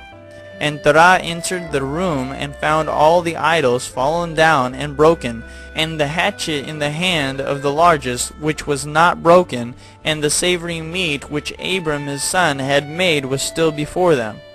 And when Terah saw this, his anger was greatly kindled, and he hastened and went from the room to Abram. And he found Abram his son sitting in the house, and he said to him, What is this work thou hast done to my gods? And Abram answered Terah his father, and he said, Not so, my lord, for I brought savory meat before them, and when I came nigh to them with the meat that they might eat, they all at once stretched forth their hands to eat before the great one had put forth his hand to eat. And the large one saw their works that they did before him, and his anger was violently kindled against them. And he went and took the hatchet that was in the house, and came to them, and broke them all. And behold, the hatchet is yet in his hand, as thou seest. And Terah's anger was kindled against his son Abram when he spoke this. And Terah said to Abram his son in his anger, What is this tale that thou hast told? Thou speakest lies to me. Is there in these gods spirit, soul, or power to do all thou hast told me? Are they not wood and stone? And have I not myself made them? And canst thou speak such lies, saying that the large God that was with them smote them? It is thou that didst place the hatchet in his hands, and then sayest that he smote them all. And Abram answered his father, and said to him, And how canst thou then serve these idols, in whom there is no power to do anything? Can those idols in which thou trustest deliver thee? Can they hear thy prayers when thou callest upon them? Can they deliver thee from the hands of thy enemies? Or will they fight thy battles for thee against thy enemies, that thou shouldest serve wood and stone, which can neither speak nor hear? And now surely it is not good for thee, nor for the sons of men that are connected with thee, to do these things. Are you so silly, so foolish, or so short of understanding that you will serve wood and stone, and do after this manner? And forget the Lord God who made heaven and earth, and who created you in the earth, and thereby bring a great evil upon your souls in this manner by serving stone and wood? Did not our fathers in days of old sin in this matter? And the Lord God of the universe brought the waters of the flood upon them and destroyed the whole earth? And how can you continue to do this and serve gods of wood and stone, who cannot hear or speak or deliver you from oppression, thereby bringing down the anger of the God of the universe upon you? Now therefore, my father, refrain from this, and bring not evil upon thy soul and the souls of thy household. And Abram hastened and sprang from before his father, and took the hatchet from his father's largest idol, with which Abram broke it, and ran away. And Terah, seeing all that Abram had done, hastened to go from his house, and he went to the king, and he came before Nimrod, and stood before him. And he bowed down to the king, and the king said, What dost thou want? And he said, I beseech thee, my lord, to hear me. Now 50 years back a child was born to me, and thus has he done to my gods, and thus has he spoken. And now therefore, my lord and king, send for him, that he may come before thee, and judge him according to the law, that we may be delivered from his evil. And the king sent 3 men of his servants, and they went and brought Abram before the king. And Nimrod and all his princes and servants were that day sitting before him, and Terah sat also before them. And the king said to Abram, What is this that thou hast done to thy father and to his gods? And Abram answered the king in the words that he spoke to his father, and he said, The large God that was with them in the house did to them what thou hast heard. And the king said to Abram, Had they power to speak and eat, and do as thou hast said? And Abram answered the king, saying, And if there be no power in them, why dost thou serve them, and cause the sons of men to err through thy follies? Dost thou imagine that they can deliver thee, or do anything small or great, that thou shouldst serve them? And why wilt thou not sense the God of the whole universe, who created thee, and in whose power it is to kill and keep alive? O foolish, simple, and ignorant king, woe unto thee forever! I thought thou wouldst teach thy servants the upright way, but thou hast not done this, but hast filled the whole earth with thy sins and the sins of thy people who have followed thy ways. Dost thou not know, or hast thou not heard, that this evil which thou doest, our ancestors sinned therein in days of old? And the eternal God brought the waters of the flood upon them, and destroyed them all, and also destroyed the whole earth on their account. And wilt thou and thy people rise up now, and do like unto this work, in order to bring down the anger of the Lord God of the universe, and to bring evil upon thee and the whole earth?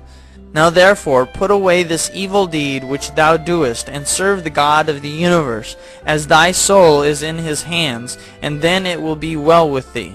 And if thy wicked heart will not hearken to my words, to cause thee to forsake thy evil ways, and to serve the eternal God, then wilt thou die in shame in the latter days, thou and thy people, and all who are connected with thee, hearing thy words or walking in thy evil ways. And when Abram had ceased speaking before the king and princes, Abram lifted up his eyes to the heavens, and he said, The Lord seeth all the wicked, and he will judge them. The Book of Jasher, chapter 12. And when the king heard the words of Abram, he ordered him to be put into prison. And Abram was 10 days in prison. And at the end of those days the king ordered that all the kings, princes, and governors of different provinces, and the sages should come before him. And they sat before him, and Abram was still in the house of confinement. And the king said to the princes and sages, Have you heard what Abram the son of Terah has done to his father? Thus has he done to him, and I ordered him to be brought before me, and thus has he spoken. His heart did not misgive me, neither did he stir in my presence, and behold, now he is confined in the prison. And therefore decide what judgment is due to this man who reviled the king, who spoke and did all the things that you heard. And they all answered the king, saying, The man who revileth the king should be hanged upon a tree. But having done all the things that he said, and having despised our gods, he must therefore be burned to death, for this is the law in this matter.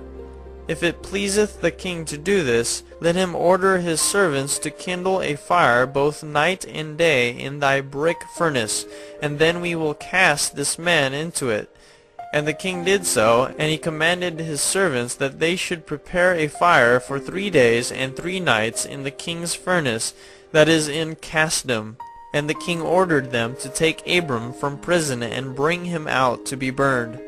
And all the king's servants, princes, lords, governors, and judges, and all the inhabitants of the land, about 900,000 men, stood opposite the furnace to see Abram. And all the women and little ones crowded upon the roofs and towers to see what was doing with Abram, and they all stood together at a distance. And there was not a man left that did not come on that day to behold the scene. And when Abram was come, the conjurers of the king and the sages saw Abram, and they cried out to the king, saying, Our sovereign lord, surely this is the man whom we know to have been the child at whose birth the great star swallowed the 4 stars, which we declared to the king now 50 years since. And behold, now his father has also transgressed thy commands, and mocked thee by bringing thee another child which thou didst kill. And when the king heard their words, he was exceedingly wroth, and he ordered Terah to be brought before him. And the king said, Hast thou heard what the conjurers have spoken? Now tell me truly, how didst thou? And if thou shalt speak truth, thou shalt be acquitted.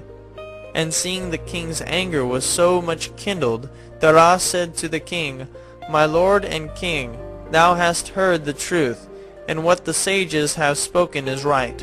And the king said, How couldst thou do this thing, to transgress my orders, and to give me a child that thou didst not beget, and to take value for him? And Terah answered the king, Because my tender feelings were excited for my son at that time, and I took a son of my handmaid, and I brought him to the king. And the king said, Who advised thee to this? Tell me, do not hide aught from me, and then thou shalt not die. And Terah was greatly terrified in the king's presence, and he said to the king, It was Haran my eldest son who advised me to this. And Haran was in those days that Abram was born 32 years old.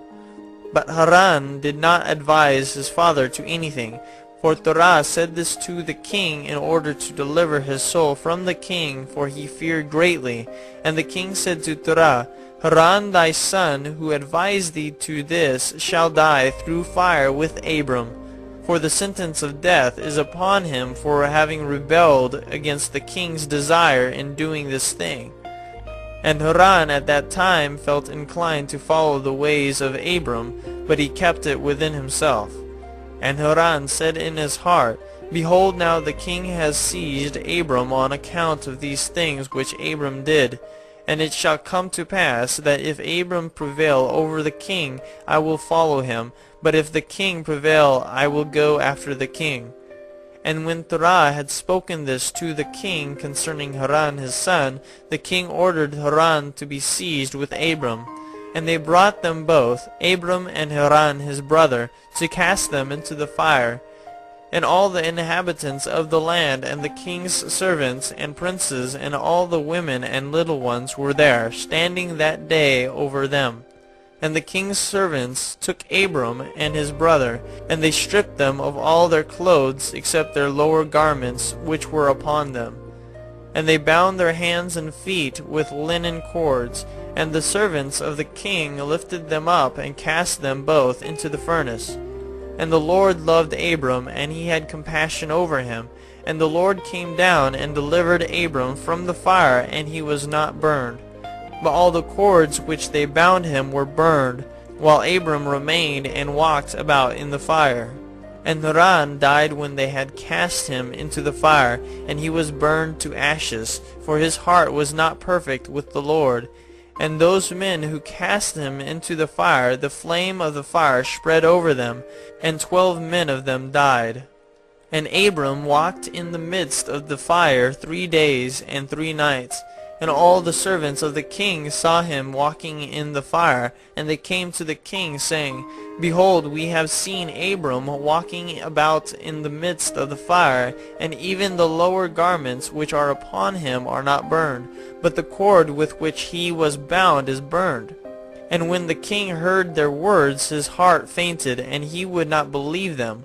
So he sent other faithful princes to see this matter, and they went and saw it, and told it to the king. And the king rose to go and see it, and he saw Abram walking to and fro in the midst of the fire, and he saw Haran's body burned, and the king wondered greatly. And the king ordered Abram to be taken out from the fire, and his servants approached to take him out, and they could not, for the fire was round about, and the flame ascending toward them from the furnace. And the king's servants fled from it. And the king rebuked them, saying, Make haste, and bring Abram out of the fire, that you shall not die. And the servants of the king again approached to bring Abram out, and the flames came upon them, and burned their faces, so that 8 of them died. And when the king saw that his servants could not approach the fire, lest they should be burned, the king called to Abram, O servant of the God who is in heaven, go forth from amidst the fire, and come hither before me. And Abram hearkened to the voice of the king, and he went forth from the fire, and came and stood before the king. And when Abram came out, the king and all his servants saw Abram coming before the king with his lower garments upon him, for they were not burned, but the cord with which he was bound was burned. And the king said to Abram, How is it that thou wast not burned in the fire? And Abram said to the king, The God of heaven and earth, in whom I trust, and who has all in his power, has delivered me from the fire into which thou didst cast me. And Haran the brother of Abram was burned to ashes, and they sought for his body, and they found it consumed. And Haran was 82 years old when he died in the fire of Kasdim. And the king, princes, and inhabitants of the land, seeing that Abram was delivered from the fire, they came and bowed down to Abram. And Abram said to them, Do not bow down to me, but bow down to the God of the world who made you, and serve him, and go in his ways, for it is he who delivered me from out of this fire, and it is he who created the souls and spirits of all men, and formed man in his mother's womb, and brought him forth into the world, and it is he who will deliver those who trust in him from all pain. And this thing seemed very wonderful in the eyes of the king and princes, that Abram was saved from the fire, and that Haran was burned. And the king gave Abram many presents, and he gave him his 2 head servants from the king's house. The name of one was Oni, and the name of the other was Eliezer. And all the king's princes and servants gave Abram many gifts of silver and gold and pearl, and the king and his princes sent him away, and he went in peace. And Abram went forth from the king in peace, and many of the king's servants followed him, and about 300 men joined him. And Abram returned on that day, and went to his father's house, he and the men that followed him. And Abram served the Lord his God all the days of his life, and he walked in his ways, and followed his law. And from that day forward Abram inclined the hearts of the sons of men to serve the Lord. And at that time Nahor and Abram took upon themselves wives, the daughters of their brother Haran. The wife of Nahor was Milcah, and the name of Abram's wife was Sarai. And Sarai, wife of Abram, was barren. She had no offspring in those days. And at the expiration of 2 years from Abram's going out of the fire, that is the 52nd year of his life, behold, King Nimrod sat in Babel upon the throne, and the king fell asleep, and dreamed that he was standing with his troops and hosts in a valley opposite the king's furnace. And he lifted up his eyes, and saw a man in the likeness of Abram coming forth from the furnace, and that he came and stood before the king with his drawn sword, and then sprang to the king with his sword, when the king fled from the man, for he was afraid. And while he was running, the man threw an egg upon the king's head, and the egg became a great river. And the king dreamed that all his troops sank in that river and died. And the king took flight with 3 men who were before him, and he escaped. And the king looked at these men, and they were clothed in princely dresses, as the garments of kings, and had the appearance and majesty of kings. And while they were running, the river again turned to an egg before the king, and there came forth from the egg a young bird, which came before the king, and flew at his head, and plucked out the king's eye. And the king was grieved at the sight, and he awoke out of his sleep, and his spirit was agitated, and he felt a great terror. And in the morning the king rose from his couch in fear, and he ordered all the wise men and magicians to come before him, when the king related his dream to them. And a wise servant of the king, whose name was Anukai, answered the king, saying, This is nothing else but the evil of Abram and his seed, which will spring up against my lord and king in the latter days. And behold, the king will come with Abram and his seed, and the children of his household will war with my king, and they will smite all the king's hosts and his troops. And as to what thou hast said concerning 3 men, which thou didst see like unto thyself, and which did escape, This means that only thou wilt escape with 3 kings from the kings of the earth who will be with thee in battle. And that which thou sawest of the river, which turned to an egg as at first, and the young bird plucking out thine eye, this means nothing else but the seed of Abram, which will slay the king in latter days. This is my king's dream, and this is its interpretation. And the dream is true, and the interpretation which thy servant has given thee is right. Now therefore, my king, surely thou knowest that it is now 52 years since thy sages saw this at the birth of Abram. And if my king will suffer Abram to live in the earth, it will be to the injury of my lord and king. For all the days that Abram liveth, neither thou nor thy kingdom will be established. For this was known formerly at his birth. And why will not my king slay him, that his evil may be kept from thee in latter days? And Nimrod hearkened to the voice of Anukai, and he sent some of his servants in secret to go and seize Abram, and bring him before the king to suffer death. And Eliezer, Abraham's servant, whom the king had given him, was at that time in the presence of the king, and he heard what Anukai had advised the king, and what the king had said to cause Abram's death. And Eliezer said to Abram, Hasten, rise up and save thy soul, that thou mayest not die through the hands of the king. For thus did he see in a dream concerning thee, and thus did Anukai interpret it. And thus also did Anukai advise the king concerning thee. And Abram hearkened to the voice of Eliezer, and Abram hastened and ran for safety to the house of Noah and his son Shem. And he concealed himself there, and found a place of safety. And the king's servants came to Abram's house to seek him, but they could not find him. And they searched throughout the country, and he was not to be found. And they went and searched in every direction, and he was not to be met with. And when the king's servants could not find Abram, they returned to the king. But the king's anger against Abram was stilled, as they could not find him. And the king drove from his mind this matter concerning Abram. And Abram was concealed in Noah's house for 1 month, until the king had forgotten this matter. But Abram was still afraid of the king, and Terah came to see Abram his son secretly in the house of Noah. And Terah was very great in the eyes of the king. And Abram said to his father, Dost thou not know that the king thinketh to slay me, and to annihilate my name from the earth by the advice of his wicked counselors? Now whom hast thou here, and what hast thou in this land? Arise, let us go together to the land of Canaan, that we may be delivered from his hand, lest thou perish also through him in the latter days. Dost thou not know, or hast thou not heard, that it is not through love that Nimrod giveth thee all his honor, but it is only for his benefit that he bestoweth all this good upon thee? And if he do unto thee greater good than this, surely these are only vanities of the world, for wealth and riches cannot avail in the day of wrath and anger.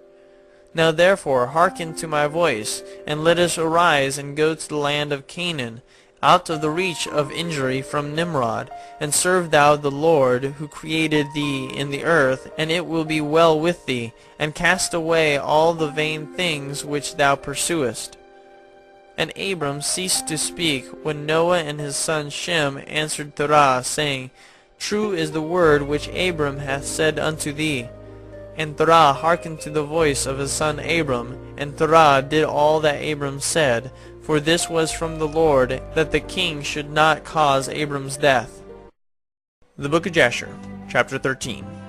And Terah took his son Abram and his grandson Lot, the son of Haran, and Sarai his daughter-in-law, the wife of his son Abram, and all the souls of his household, and went with them from Ur-Kasdim to go to the land of Canaan.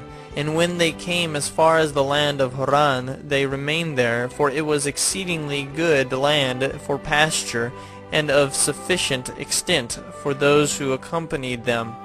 And the people of the land of Haran saw that Abram was good and upright with God and men, and that the Lord his God was with them. And some of the people of the land of Haran came and joined Abram, and he taught them the instruction of the Lord and his ways. And these men remained with Abram in his house, and they adhered to him. And Abram remained in the land 3 years, and at the expiration of 3 years the Lord appeared to Abram and said to him, I am the Lord who brought thee forth from Ur-Kasdim, and delivered thee from the hands of all thine enemies. And now therefore, if thou wilt hearken to my voice, and keep my commandments, my statutes, and my laws, then will I cause thy enemies to fall before thee, and I will multiply thy seed like the stars of heaven, and I will send my blessing upon all the works of thy hands, and thou shalt lack nothing. Arise now, take thy wife and all belonging to thee, and go to the land of Canaan, and remain there, and I will there be unto thee for a God, and I will bless thee. And Abram rose and took his wife and all belonging to him, and he went to the land of Canaan, as the Lord had told him. And Abram was 50 years old when he went from Haran. And Abram came to the land of Canaan, and dwelt in the midst of the city. And he there pitched his tent amongst the children of Canaan, inhabitants of the land. And the Lord appeared to Abram when he came to the land of Canaan, and said to him, This is the land which I gave unto thee and to thy seed after thee forever. And I will make thy seed like the stars of heaven, and I will give unto thy seed for an inheritance all the lands which thou seest. And Abram built an altar in the place where God had spoken to him, and Abram there called upon the name of the Lord. At that time, at the end of 3 years of Abram's dwelling in the land of Canaan, in that year Noah died, which was the 58th year of the life of Abram, and all the days that Noah lived were 950 years, and he died. And Abram dwelt in the land of Canaan, he, his wife, and all belonging to him, and all those that accompanied him, together with those that joined him from the people of the land. But Nahor, Abram's brother, and Terah his father, and Lot the son of Haran, and all belonging to them dwelt in Haran. In the 5th year of Abram's dwelling in the land of Canaan, the people of Sodom and Gomorrah and all the cities of the plain revolted from the power of Chedorlaomer, king of Elam. For all the kings of the cities of the plain had served Chedorlaomer for 12 years, and given him a yearly tax. But in those days, in the 13th year, they rebelled against him. And in the 10th year of Abram's dwelling in the land of Canaan, there was war between Nimrod, king of Shinar, and Chedorlaomer, king of Elam. And Nimrod came to fight with Chedorlaomer, and to subdue him. For Chedorlaomer was at that time one of the princes of the hosts of Nimrod. And when all the people at the tower were dispersed, and those that remained were also scattered upon the face of the earth, Chedorlaomer went to the land of Elam, and reigned over it, and rebelled against his lord. And in those days when Nimrod saw that the cities of the plain had rebelled, he came with pride and anger to war with Chedorlaomer, and Nimrod assembled all his princes and subjects, about 700,000 men, and went against Chedorlaomer. And Chedorlaomer went out to meet him with 5,000 men, and they prepared for battle in the valley of Babel, which is between Elam and Shinar. And all those kings fought there, and Nimrod and his people were smitten before the people of Chedorlaomer. And there fell from Nimrod's men about 600,000, and Mardon, the king's son, fell amongst them. And Nimrod fled and returned in shame and disgrace to his land, and he was under subjection to Chedorlaomer for a long time. And Chedorlaomer returned to his land, and sent princes of his host to the kings that dwelt around him, to Arioch, king of Lasar, and to Tidal, king of Goyim, and made a covenant with them, and they were all obedient to his commands. And it was in the 15th year of Abram's dwelling in the land of Canaan, which is the 70th year of the life of Abram. And the Lord appeared to Abram in that year, and he said to him, I am the Lord who brought thee out from Ur-Kasdim to give thee this land for an inheritance. Now therefore walk before me, and be perfect, and keep my commands, for to thee and to thy seed I will give this land for an inheritance, from the river Mitzrayim unto the great river Euphrates. And thou shalt come to thy fathers in peace and in good age, and the 4th generation shall return here in this land, and shall inherit it forever. And Abram built an altar, and he called upon the name of the Lord, who appeared to him, and he brought up sacrifices upon the altar to the Lord. At that time Abram returned and went to Haran to see his father and mother, and his father's household, and Abram and his wife and all belonging to him returned to Haran, and Abram dwelt in Haran 5 years. And many of the people of Haran, about 72 men, followed Abram, and Abram taught them the instruction of the Lord and his ways, and he taught them to know the Lord. In those days the Lord appeared to Abram in Haran, and he said to him, Behold, I spoke unto thee these 20 years back, saying, Go forth from thy land, from thy birthplace, and from thy father's house, to the land which I have shown thee, to give it to thee and to thy children. For there in that land will I bless thee, and make thee a great nation, and make thy name great, and in thee shall the families of the earth be blessed. Now therefore arise, go forth from this place, thou, thy wife, and all belonging to thee, also every one born in thy house, and all the souls thou hast made in Haran, and bring them out with thee from here, and rise to return to the land of Canaan. And Abram arose and took his wife Sarai, and all belonging to him, and all that were born to him in his house, and the souls which they had made in Haran, and they came out to go to the land of Canaan. And Abram went and returned to the land of Canaan, according to the word of the Lord. And Lot the son of his brother Haran went with him. And Abram was 75 years old when he went forth from Haran to return to the land of Canaan.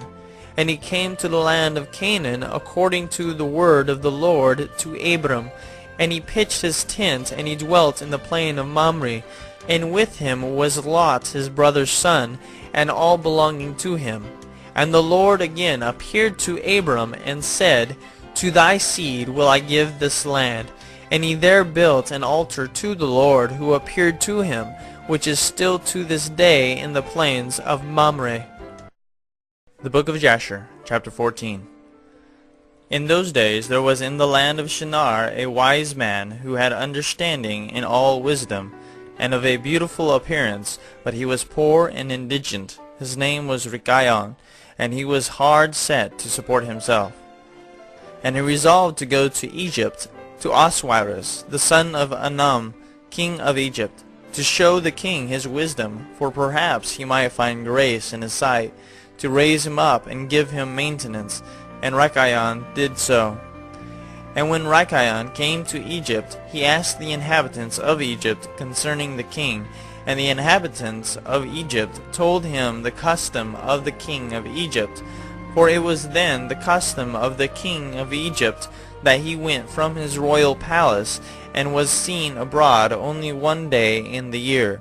And after that the king would return to his palace to remain there. And on the day when the king went forth, he passed judgment in the land. And every one having a suit came before the king that day to obtain his request. And when Rikayon heard of the custom in Egypt, and that he could not come into the presence of the king, he grieved greatly, and was very sorrowful.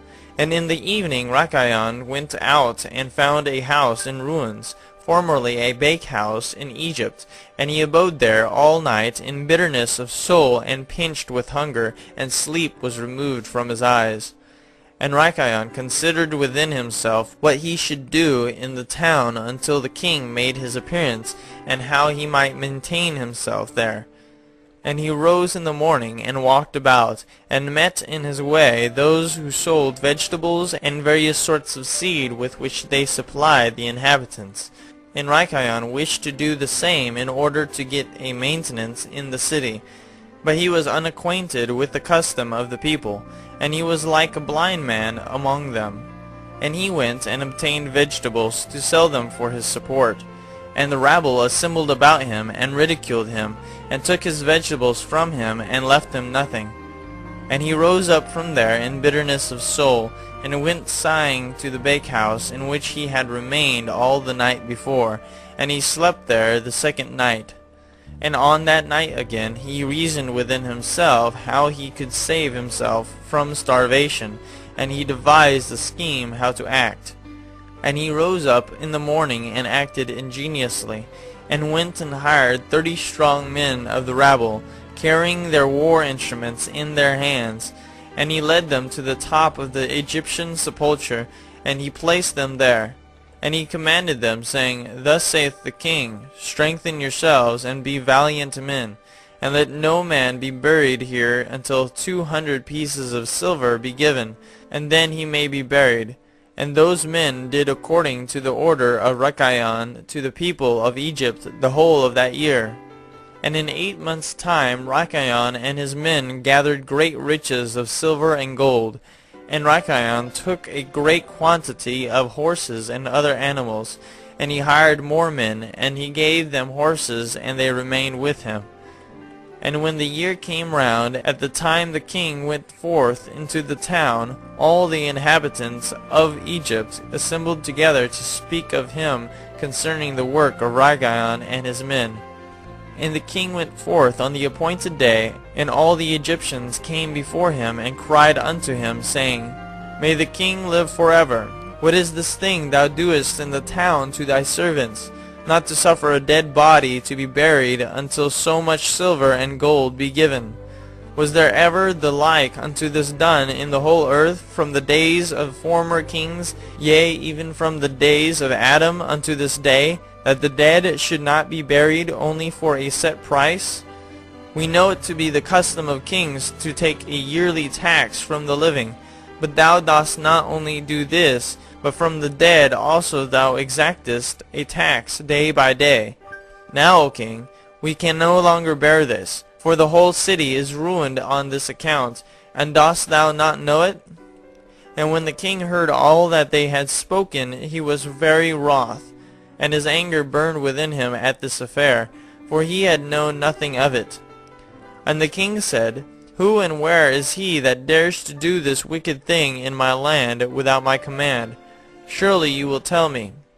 And they told him all the works of Rikayon and his men, and the king's anger was aroused, and he ordered Rikayon and his men to be brought before him. And Rikayon took about 1,000 children, sons and daughters, and clothed them in silk and embroidery, and he set them upon horses, and sent them to the king by means of his men. And he also took a great quantity of silver and gold and precious stones, and a strong and beautiful horse as a present for the king, with which he came before the king, and bowed down to the earth before him. And the king, his servants, and all the inhabitants of Egypt wondered at the work of Rikayon, and they saw his riches and the present that he had brought to the king. And it greatly pleased the king, and he wondered at it. And when Rikayon sat before him, the king asked him concerning all his works. And Rikayon spoke all his words wisely before the king, his servants, and all the inhabitants of Egypt. And when the king heard the words of Rikayon and his wisdom, Rikayon found grace in his sight, and he met with grace and kindness from all the servants of the king and from all the inhabitants of Egypt, on account of his wisdom and excellent speeches. And from that time they loved him exceedingly. And the king answered and said to Rikayon, Thy name shall no more be called Rikayon, but Pharaoh shall be thy name, since thou didst exact a tax from the dead. And he called his name Pharaoh. And the king and his subjects loved Rikayon for his wisdom, and they consulted with all the inhabitants of Egypt to make him prefect under the king. And all the inhabitants of Egypt and its wise men did so, and it was made a law in Egypt. And they made Rikayon Pharaoh perfect under Osiris king of Egypt. And Rikayon Pharaoh governed over Egypt, daily administering justice to the whole city. But Osiris the king would judge the people of the land one day in the year, when he went out to make his appearance. And Rikayon Pharaoh cunningly usurped the government of Egypt, and he exacted a tax from all the inhabitants of Egypt. And all the inhabitants of Egypt greatly loved Rikayon Pharaoh, and they made a decree to call every king that should reign over them and their seed in Egypt Pharaoh. Therefore all the kings that reigned in Egypt from that time forward were called Pharaoh unto this day. The Book of Jasher, chapter 15. And in that year there was a heavy famine throughout the land of Canaan, and the inhabitants of the land could not remain on account of the famine, for it was very grievous. And Abram and all belonging to him rose and went down to Egypt on account of the famine. And when they were at the brook Mitzrayim, they remained there some time to rest from the fatigue of the road. And Abram and Sarai were walking at the border of the brook Mitzrayim, and Abram beheld his wife Sarai, that she was very beautiful. And Abram said to his wife Sarai, Since God has created thee with such a beauty countenance, I am afraid of the Egyptians, lest they should slay me and take thee away, for the fear of God is not in these places. Surely when thou shalt do this, say thou art my sister to all that may ask thee, in order that it may be well with me, and that we may live and not be put to death. And Abram commanded the same to all those that came with him to Egypt on account of the famine. Also his nephew Lot he commanded, saying, If the Egyptians ask thee concerning Sarai, say she is the sister of Abram. And yet with all these orders Abram did not put confidence in them, but he took Sarai and placed her in a chest and concealed it amongst their vessels. For Abram was greatly concerned about Sarai on account of the wickedness of the Egyptians. And Abram and all belonging to him rose up from the brook Mitzrayim and came to Egypt. And they had scarcely entered the gates of the city when the guards stood up to them, saying, Give tithe to the king from what you have, and then you may come into the town. And Abram and those that were with him did so. And Abram with the people that were with him came to Egypt. And when they came, they brought the chest in which Sarai was concealed, and the Egyptians saw the chest. And the king's servants approached Abram, saying, What hast thou here in this chest, which we have not seen?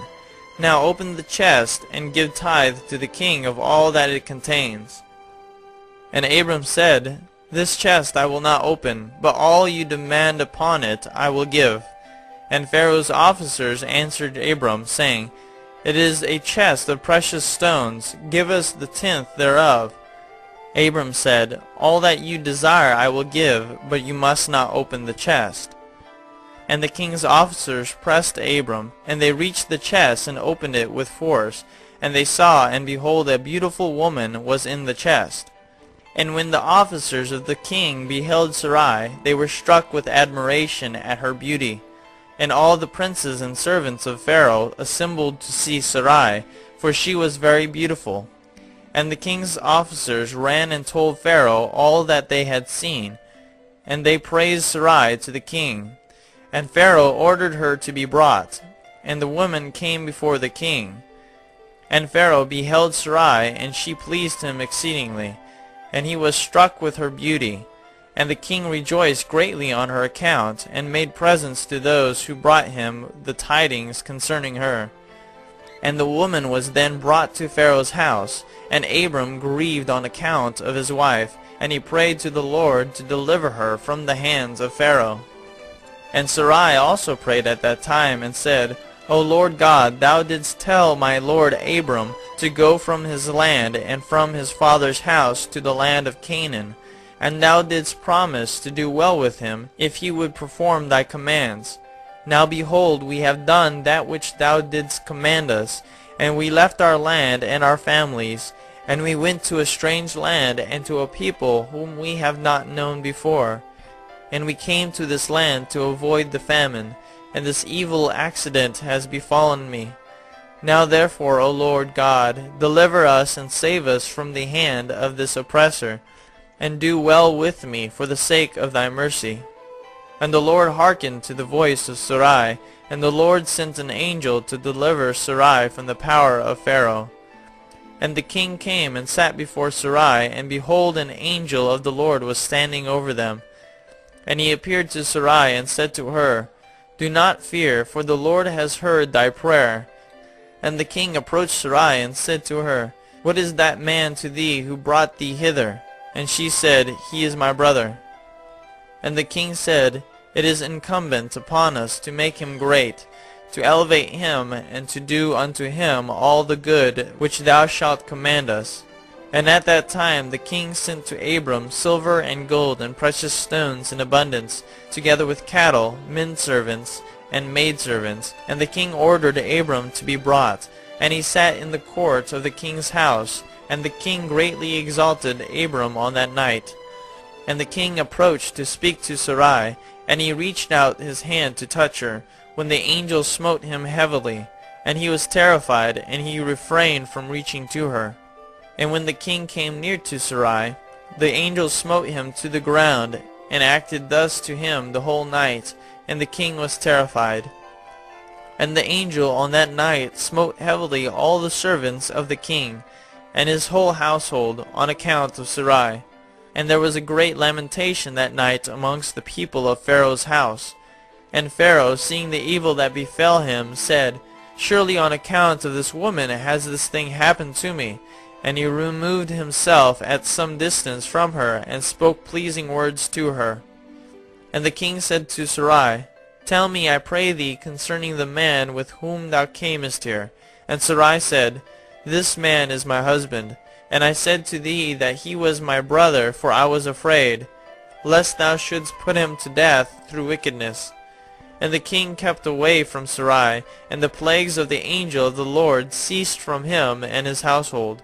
And Pharaoh knew that he was smitten on account of Sarai, and the king was greatly astonished at this.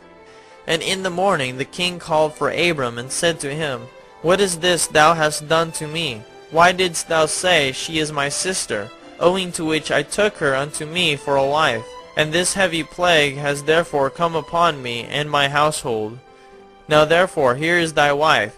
Take her and go from our land, lest we all die on her account. And Pharaoh took more cattle, menservants, and maidservants, and silver and gold to give to Abram, and he returned unto him Sarai his wife. And the king took a maiden whom he begat by his concubines, and he gave her to Sarai for a handmaid. And the king said to his daughter, It is better for thee, my daughter, to be a handmaid in this man's house, than to be a mistress in my house, after we have beheld the evil that befell us on account of this woman. And Abram arose, and he and all belonging to him went away from Egypt. And Pharaoh ordered some of his men to accompany him, and all that went with him.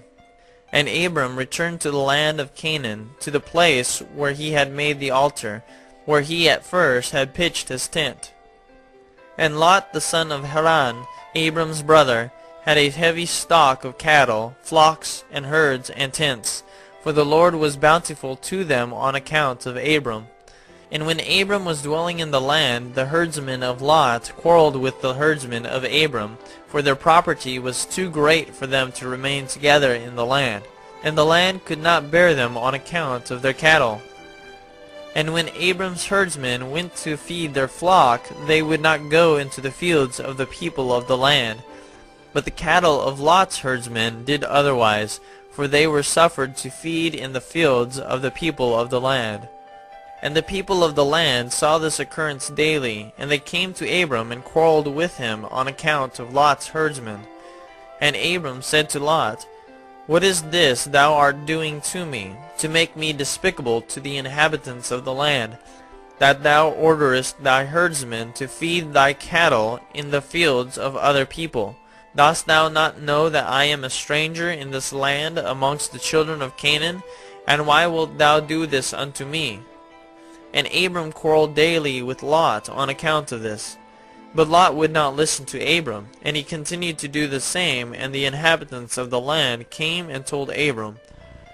And Abram said unto Lot, "How long wilt thou be to me for a stumbling block with the inhabitants of the land? Now I beseech thee, let there be no more quarreling between us, for we are kinsmen. But I pray thee, separate from me. Go and choose a place where thou mayest dwell with thy cattle and all belonging to thee. But keep thyself at a distance from me, thou and thy household. And be not afraid in going from me. For if anyone do an injury to thee, let me know, and I will avenge thy cause from him. Only remove from me." And Abram had spoken all these words to Lot. Then Lot arose and lifted up his eyes toward the plain of Jordan. And he saw that the whole of this place was well watered, and good for men, as well as affording pasture for the cattle. And Lot went from Abram to that place, and he there pitched his tent, and he dwelt in Sodom, and they were separated from each other. And Abram dwelt in the plain of Mamre, which is in Hebron, and he pitched his tent there, and Abram remained in that place many years. The Book of Jasher, chapter 16. At that time Chedorlaomer, king of Elam, sent to all the neighboring kings, to Nimrod, king of Shinar, who was then under his power, and to Tidal, king of Goyim, and to Arioch, king of Elasar, with whom he had made a covenant, saying, "Come up to me and assist me, that we may smite all the towns of Sodom and its inhabitants, for they have rebelled against me these 13 years. And these 4 kings went up with all their camps, about 800,000 men, and they went as they were, and smote every man they found in their road. And the 5 kings of Sodom and Gomorrah, Shinab king of Admah, Shemeber king of Zeboim, Bera king of Sodom, Bersha king of Gomorrah, and Bela king of Zoar, went out to meet them, and they all joined together in the valley of Siddim. And these 9 kings made war in the valley of Siddim, and the kings of Sodom and Gomorrah were smitten before the kings of Elam. And the valley of Siddim was full of lime pits, and the kings of Elam pursued the kings of Sodom, and the kings of Sodom with their camps fled and fell into the lime pits, and all that remained went into the mountain for safety. And the 5 kings of Elam came after them, and pursued them to the gates of Sodom. And they took all that there was in Sodom. And they plundered all the cities of Sodom and Gomorrah.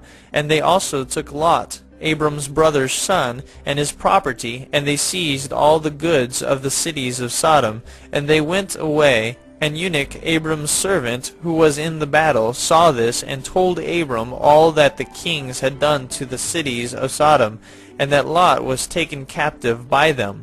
And Abram heard this, and he rose up with about 318 men that were with him. And he that night pursued these kings, and smote them, and they all fell before Abram and his men. And there was none remaining but the 4 kings who fled, and they went each his own road.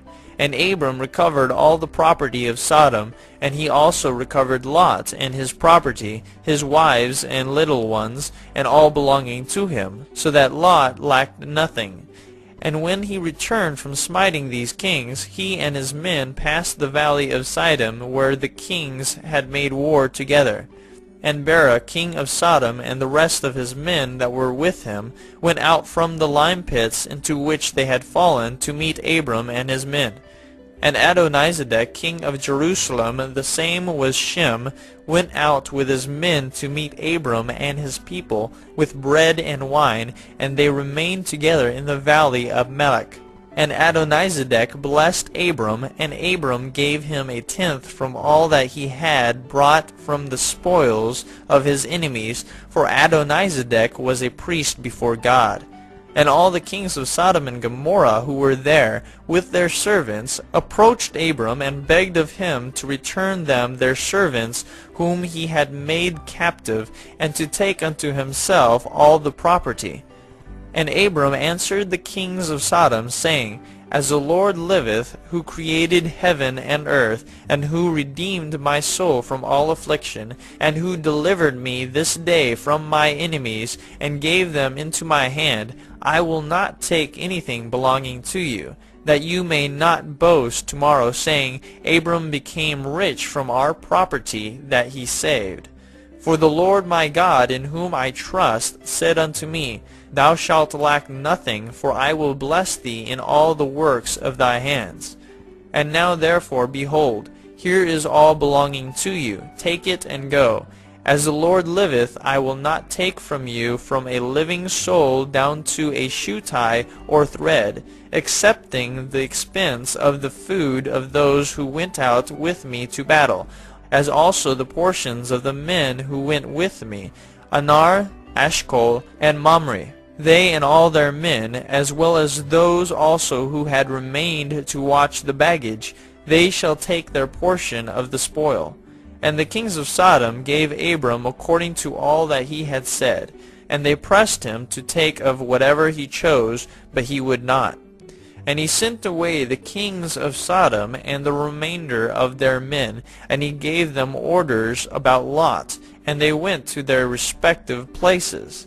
And Lot, his brother's son, he also sent away with his property, and he went with them. And Lot returned to his home to Sodom, and Abram and his people returned to their home to the plains of Mamre, which is in Hebron.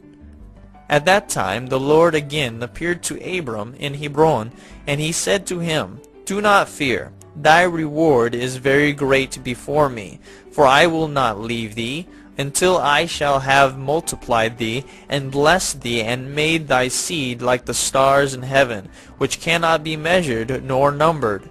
And I will give unto thy seed all these lands that thou seest with thine eyes. To them will I give thee for an inheritance forever. Only be strong and do not fear. Walk before me and be perfect. And in the 78th year of the life of Abram, in that year died Reu the son of Peleg.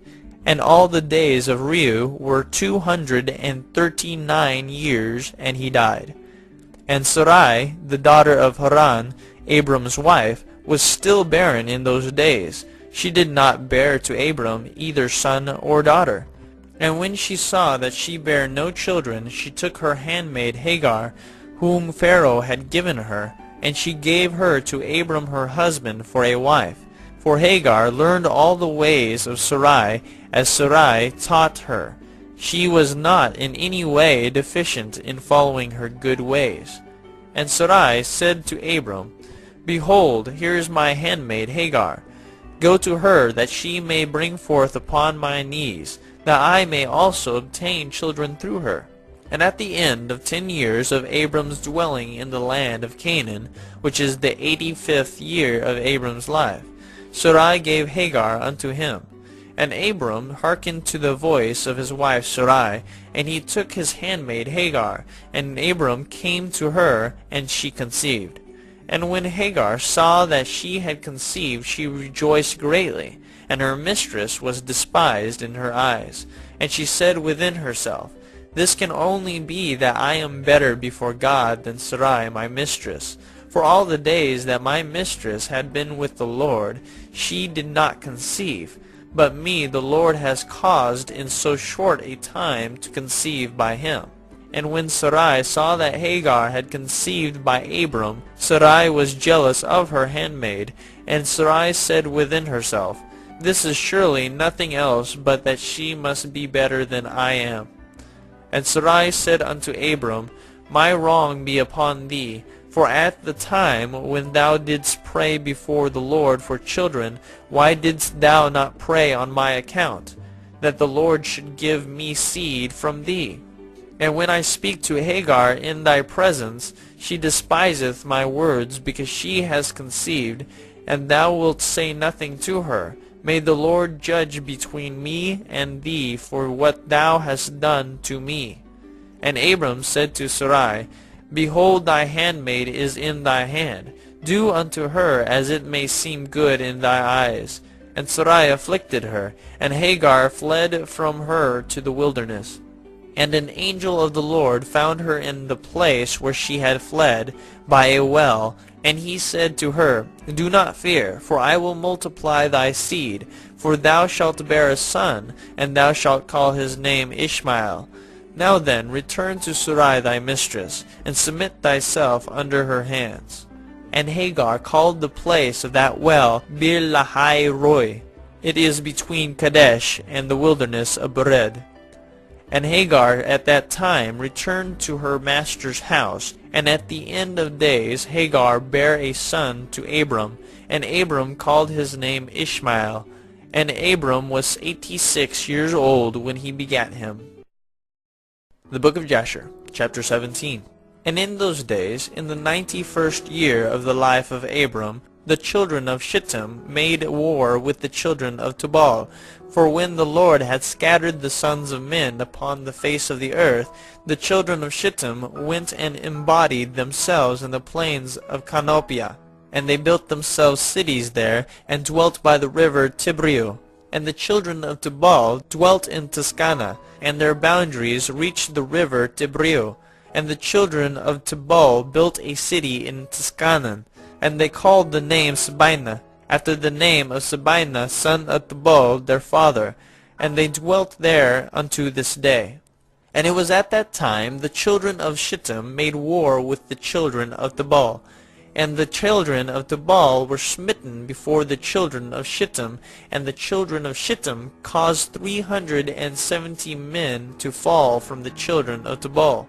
And at that time the children of Tubal swore to the children of Shittim, saying, You shall not intermarry amongst us, and no man shall give his daughter to any of the sons of Shittim.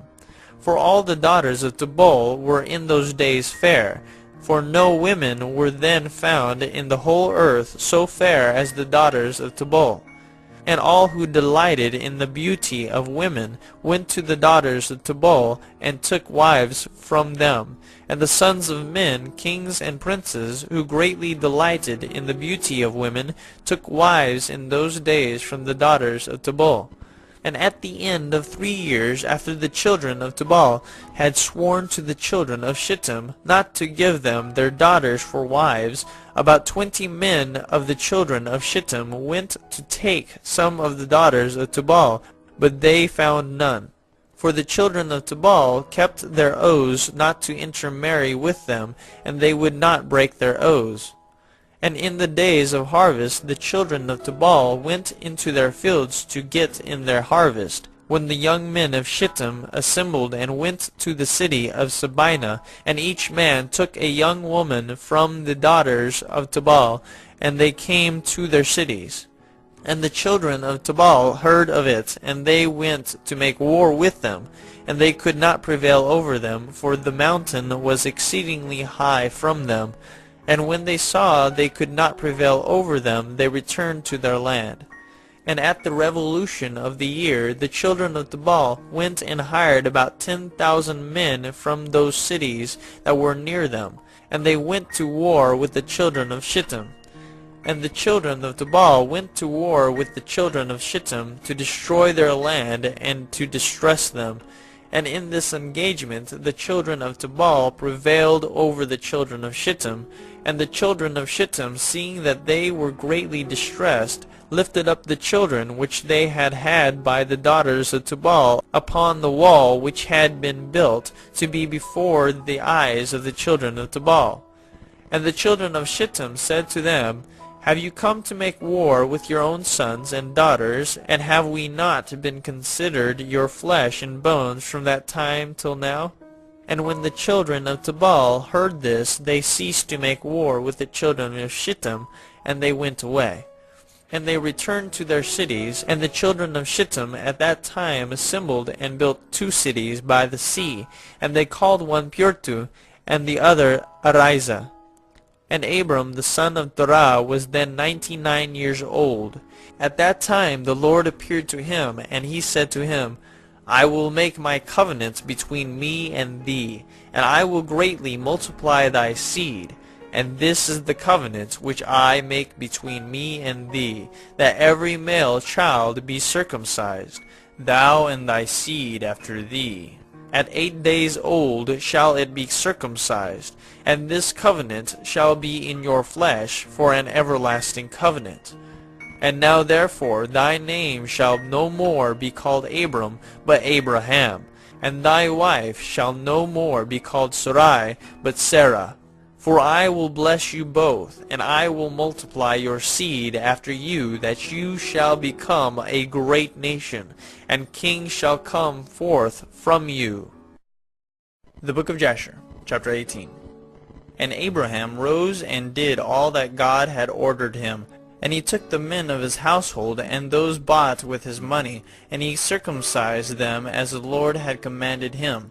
And there was not one left whom he did not circumcise. And Abraham and his son Ishmael were circumcised in the flesh of their foreskin. 13 years old was Ishmael when he was circumcised in the flesh of his foreskin. And in the 3rd day Abraham went out of his tent and sat at the door to enjoy the heat of the sun during the pain of his flesh. And the Lord appeared to him in the plain of Mamre, and sent 3 of his ministering angels to visit him. And he was sitting at the door of the tent, and he lifted his eyes and saw, and lo, 3 men were coming from a distance. And he rose up and ran to meet them, and he bowed down to them and brought them into his house. And he said to them, If now I have found favor in your sight, turn in and eat a morsel of bread. And he pressed them, and they turned in, and he gave them water, and they washed their feet. And he placed them under a tree at the door of the tent. And Abraham ran and took a calf, tender and good, and he hastened to kill it, and gave it to his servant Eliezer to dress. And Abraham came to Sarah into the tent, and he said to her, Make ready quickly 3 measures of fine meal, knead it, and make cakes to cover the pot containing the meat. And she did so. And Abraham hastened and brought before them butter and milk, beef and mutton, and gave it before them to eat before the flesh of the calf was sufficiently done, and they did eat. And when they had done eating, one of them said to him, I will return to thee according to the time of life, and Sarah thy wife shall have a son.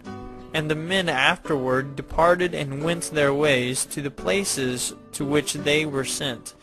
In those days all the people of Sodom and Gomorrah and of the whole 5 cities were exceedingly wicked and sinful against the Lord, and they provoked the Lord with their abominations. And they strengthened in aging abominably and scornfully before the Lord. And their wickedness and crimes were in those days great before the Lord. And they had in their land a very extensive valley, and about a day's walk. And in it there were fountains of water, and a great deal of herbage surrounding the water. And all the people of Sodom and Gomorrah went there 4 times in the year, with their wives and children and all belonging to them, and they rejoiced there with timbrels and dances. And in the time of rejoicing they would all rise and lay hold of their neighbors' wives, and some the virgin daughters of their neighbors, and they enjoyed them, and each man saw his wife and daughter in the hands of his neighbor, and did not say a word.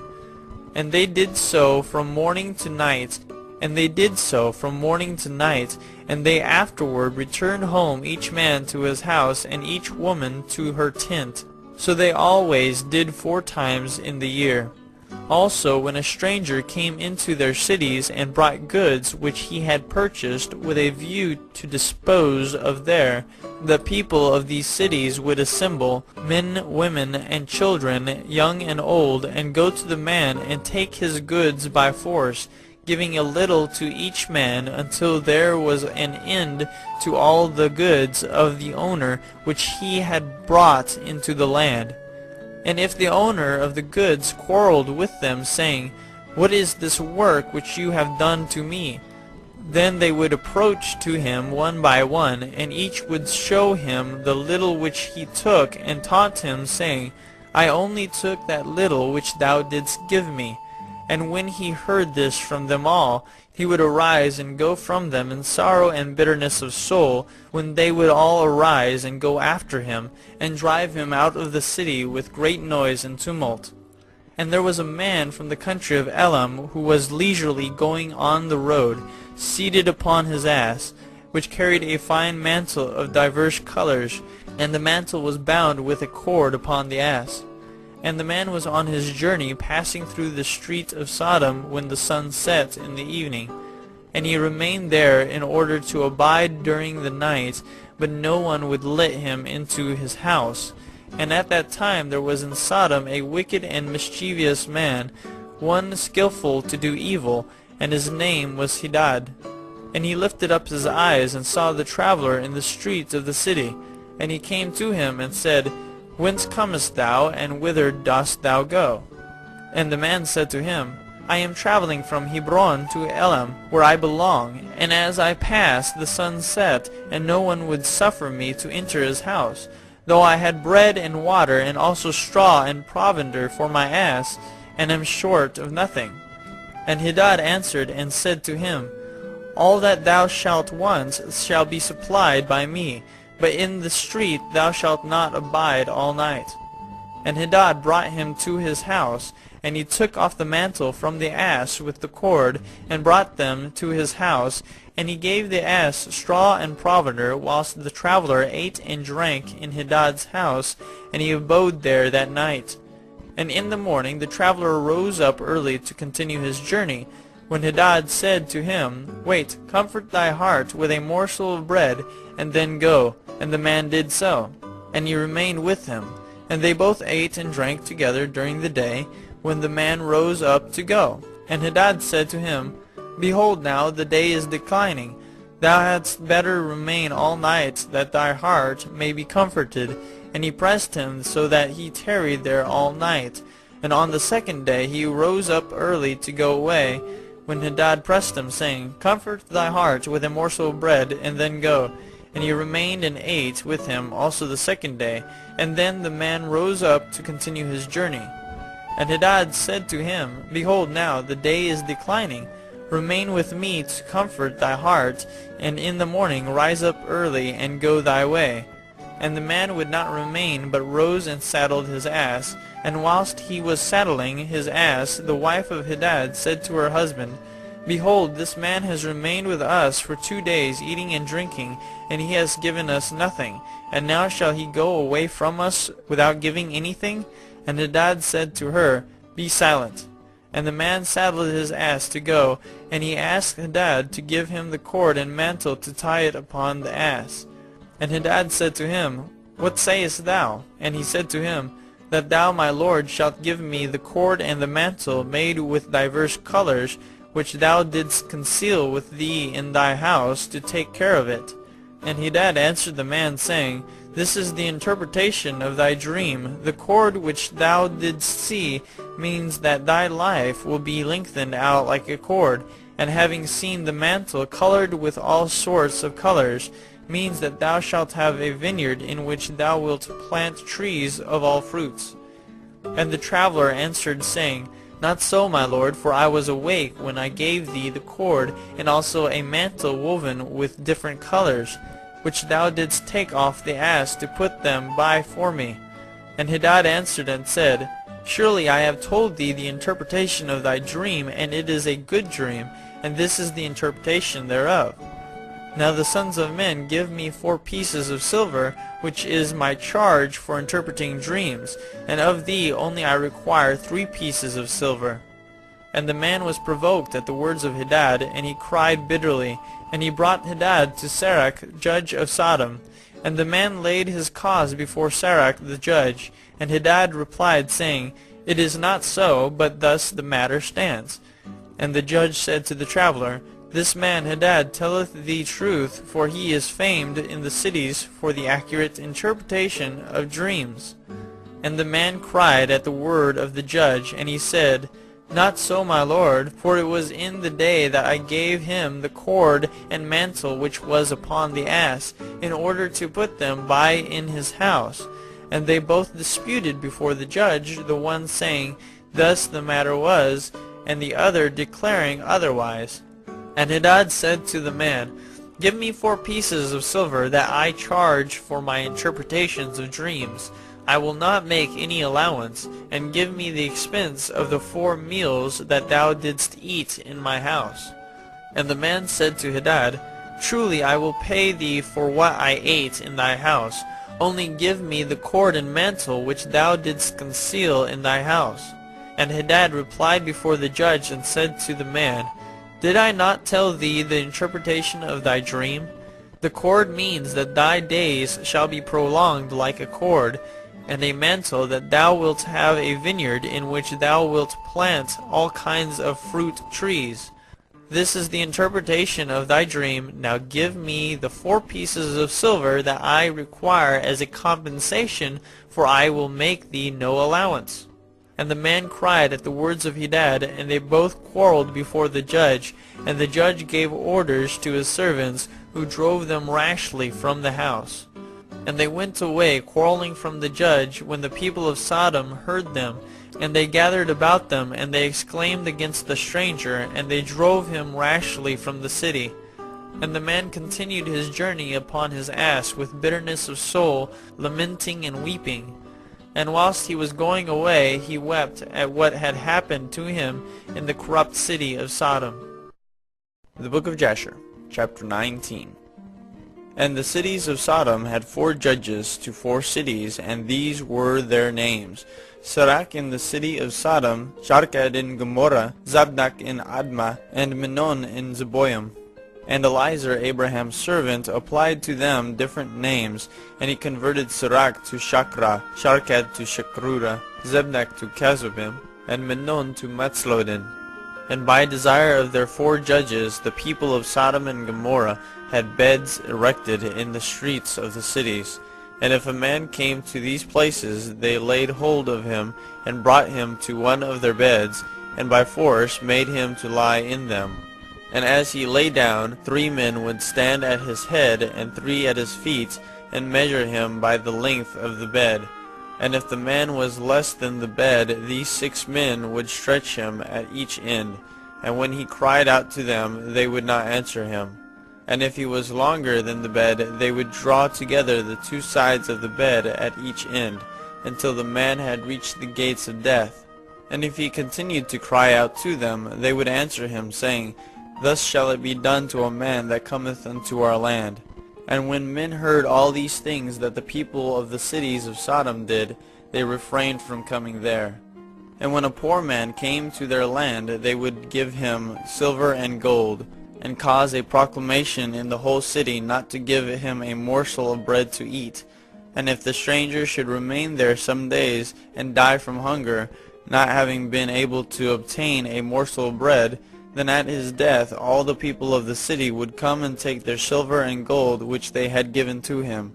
And those that could recognize the silver or gold which they had given him took it back.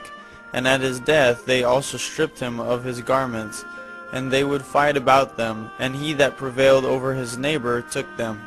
They would after that carry him and bury him under some of the shrubs in the deserts. So they did all the days to anyone that came to them, and died in their land. And in the course of time Sarah sent Eliezer to Sodom to see Lot and inquire after his welfare. And Eliezer went to Sodom, and he met a man of Sodom fighting with a stranger. And the man of Sodom stripped the poor man of all his clothes, and went away. And this poor man cried to Eliezer, and supplicated his favor on account of what the man of Sodom had done to him. And he said to him, Why dost thou act thus to the poor man who came to thy land? And the man of Sodom answered Eliezer, saying, Is this man thy brother, or have the people of Sodom made thee a judge this day, that thou speakest about this man? And Eliezer strove with the man of Sodom on account of the poor man. And when Eliezer approached to recover the poor man's clothes from the man of Sodom, he hastened, and with a stone smote Eliezer in the forehead. and the blood flowed copiously from Eliezer forehead. And when the man saw the blood, he caught hold of Eliezer, saying, Give me my hire for having rid thee of this bad blood that was in thy forehead, for such is the custom and the law in our land. And Eliezer said to him, Thou hast wounded me, and requirest me to pay thee thy hire. And Eliezer would not hearken to the words of the man of Sodom.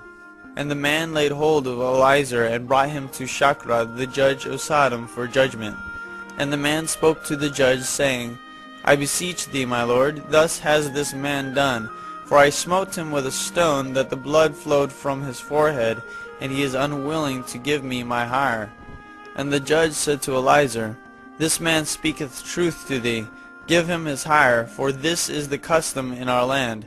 And Eliezer heard the words of the judge, and he lifted up a stone, and smote the judge. And the stone struck on his forehead, and the blood flowed copiously from the forehead of the judge. And Eliezer said, If this then is the custom in your land, give thou unto this man what I should have given him, for this has been thy decision, thou didst decree it. And Eliezer left the man of Sodom with the judge, and he went away. And when the kings of Elam had made war with the kings of Sodom, the kings of Elam captured all the property of Sodom, and they took Lot captive with his property. And when it was told to Abraham, he went and made war with the kings of Elam. And he recovered from their hands all the property of Lot, as well as the property of Sodom. At that time the wife of Lot bare him a daughter, and he called her name Paltith, saying, Because God had delivered him and his whole household from the kings of Elam. And Paltith, daughter of Lot, grew up, and one of the men of Sodom took her for a wife. And a poor man came into the city to seek a maintenance, and he remained in the city some days. And all the people of Sodom caused a proclamation of their custom not to give this man a morsel of bread to eat, until he dropped dead upon the earth, and they did so. And Paltith, the daughter of Lot, saw this man lying in the streets, starved with hunger, and no one would give him anything to keep him alive, and he was just upon the point of death. And her soul was filled with pity on account of the man, and she fed him secretly with bread for many days, and the soul of this man was revived. For when she went forth to fetch water, she would put the bread in the water pitcher, and when she came to the place where the poor man was, she took the bread from the pitcher and gave it to him to eat. So she did many days. And all the people of Sodom and Gomorrah wondered how this man could bear starvation for so many days. And they said to each other, This can only be that he eats and drinks, for no man can bear starvation for so many days, or live as this man has, without even his countenance changing. And 3 men concealed themselves in a place where the poor man was stationed, to know who it was that brought him bread to eat. And Paltith, daughter of Lot, went forth that day to fetch water, and she put bread into her pitcher of water, and she went to draw water by the poor man's place, and she took out the bread from the pitcher and gave it to the poor man, and he ate it. And the 3 men saw what Paltith did to the poor man, and they said to her, It is thou then who hast supported him, and therefore has he not starved, nor changed in appearance, nor died like the rest. And the 3 men went out of the place in which they were concealed, and they seized Paltith and the bread which was in the poor man's hand. And they took Paltith and brought her before their judges. And they said to them, Thus did she do, and it is she who supplied the poor man with bread. Therefore did he not die all this time. Now therefore declare to us the punishment due to this woman for having transgressed our law. And the people of Sodom and Gomorrah assembled and kindled a fire in the street of the city. And they took the woman and cast her into the fire, and she was burned to ashes. And in the city of Admah there was a woman to whom they did the like. For a traveler came into the city of Admah to abide there all night, with the intention of going home in the morning. And he sat opposite the door of the house of the young woman's father, as the sun had set when he had reached that place. And the young woman saw him sitting by the door of the house. And he asked her for a drink of water, and she said to him, Who art thou? And he said to her, I was this day going on the road, and reached here when the sun set. So I will abide here all night, and in the morning I will arise early and continue my journey. And the young woman went into the house and fetched the man bread and water to eat and drink. And this affair became known to the people of Admah, and they assembled and brought the young woman before the judges, that they should judge her for this act. And the judge said, The judgment of death must pass upon this woman, because she transgressed our law. And this therefore is the decision concerning her. And the people of those cities assembled and brought out the young woman, and anointed her with honey from head to foot, as the judge had decreed. And they placed her before a swarm of bees which were then in their hives. And the bees flew upon her and stung her, that her whole body was swelled. And the young woman cried out on account of the bees, but no one took notice of her or pitied her, and her cries ascended to heaven. And the Lord was provoked at this, and at all the works of the cities of Sodom, for they had abundance of food, and had tranquility amongst them, and still would not sustain the poor and the needy. And in those days their evil doings and sins became great before the Lord. And the Lord sent for 2 of the angels that had come to Abraham's house to destroy Sodom and its cities. And the angels rose up from the door of Abraham's tent, after they had eaten and drunk, and they reached Sodom in the evening. And Lot was then sitting in the gate of Sodom, and when he saw them he rose to meet them, and he bowed down to the ground. And he pressed them greatly, and brought them into his house, and he gave them victuals which they ate. And they abode all night in his house. And the angels said to Lot, Arise, go forth from this place, thou and all belonging to thee, lest thou be consumed in the iniquity of the city, for the Lord will destroy this place.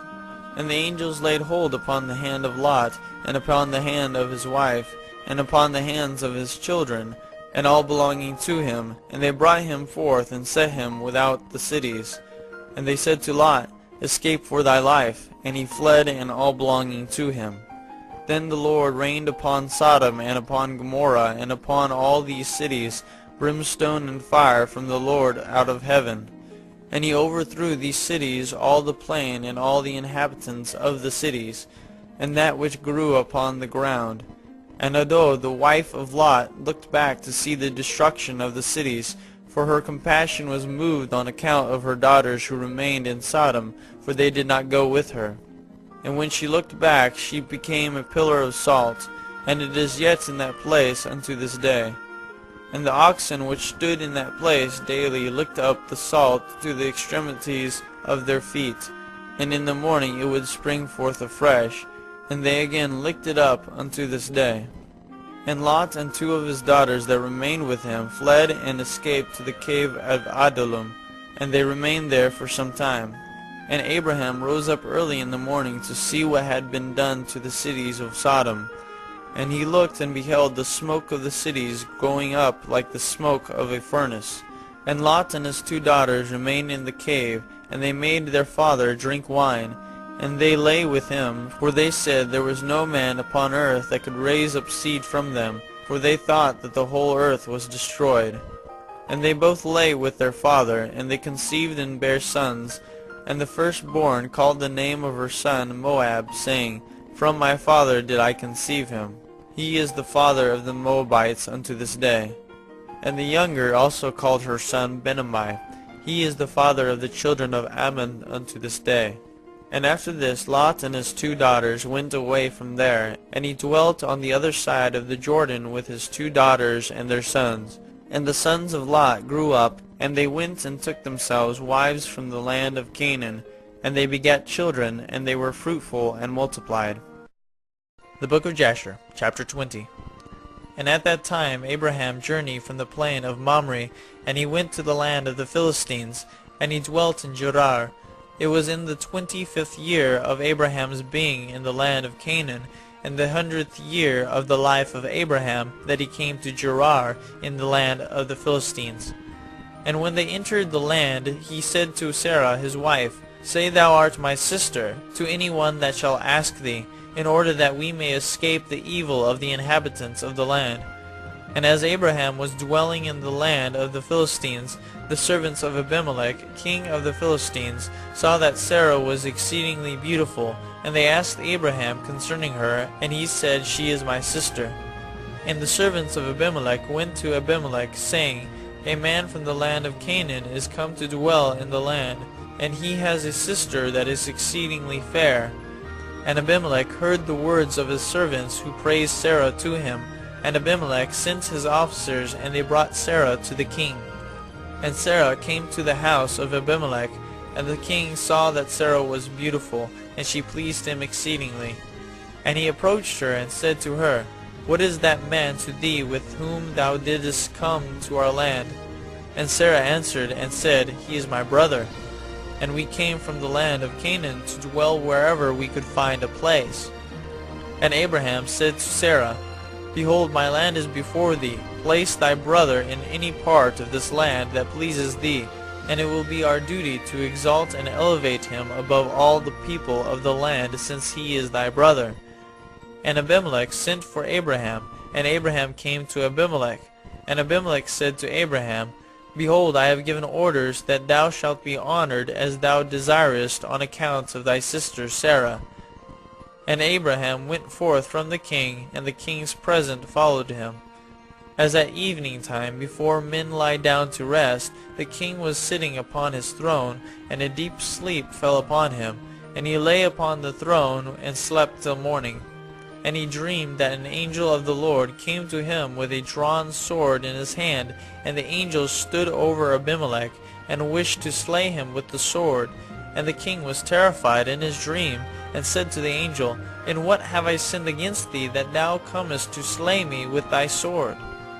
And the angel answered and said to Abimelech, Behold, thou diest on account of the woman which thou didst yesternight bring to thy house, for she is a married woman, the wife of Abraham, who came to thy house. Now therefore return that man his wife, for she is his wife. And shouldest thou not return her, know that thou wilt surely die, thou and all belonging to thee. And on that night there was a great outcry in the land of the Philistines, and the inhabitants of the land saw the figure of a man standing with a drawn sword in his hand. And he smote the inhabitants of the land with the sword, yea, he continued to smite them.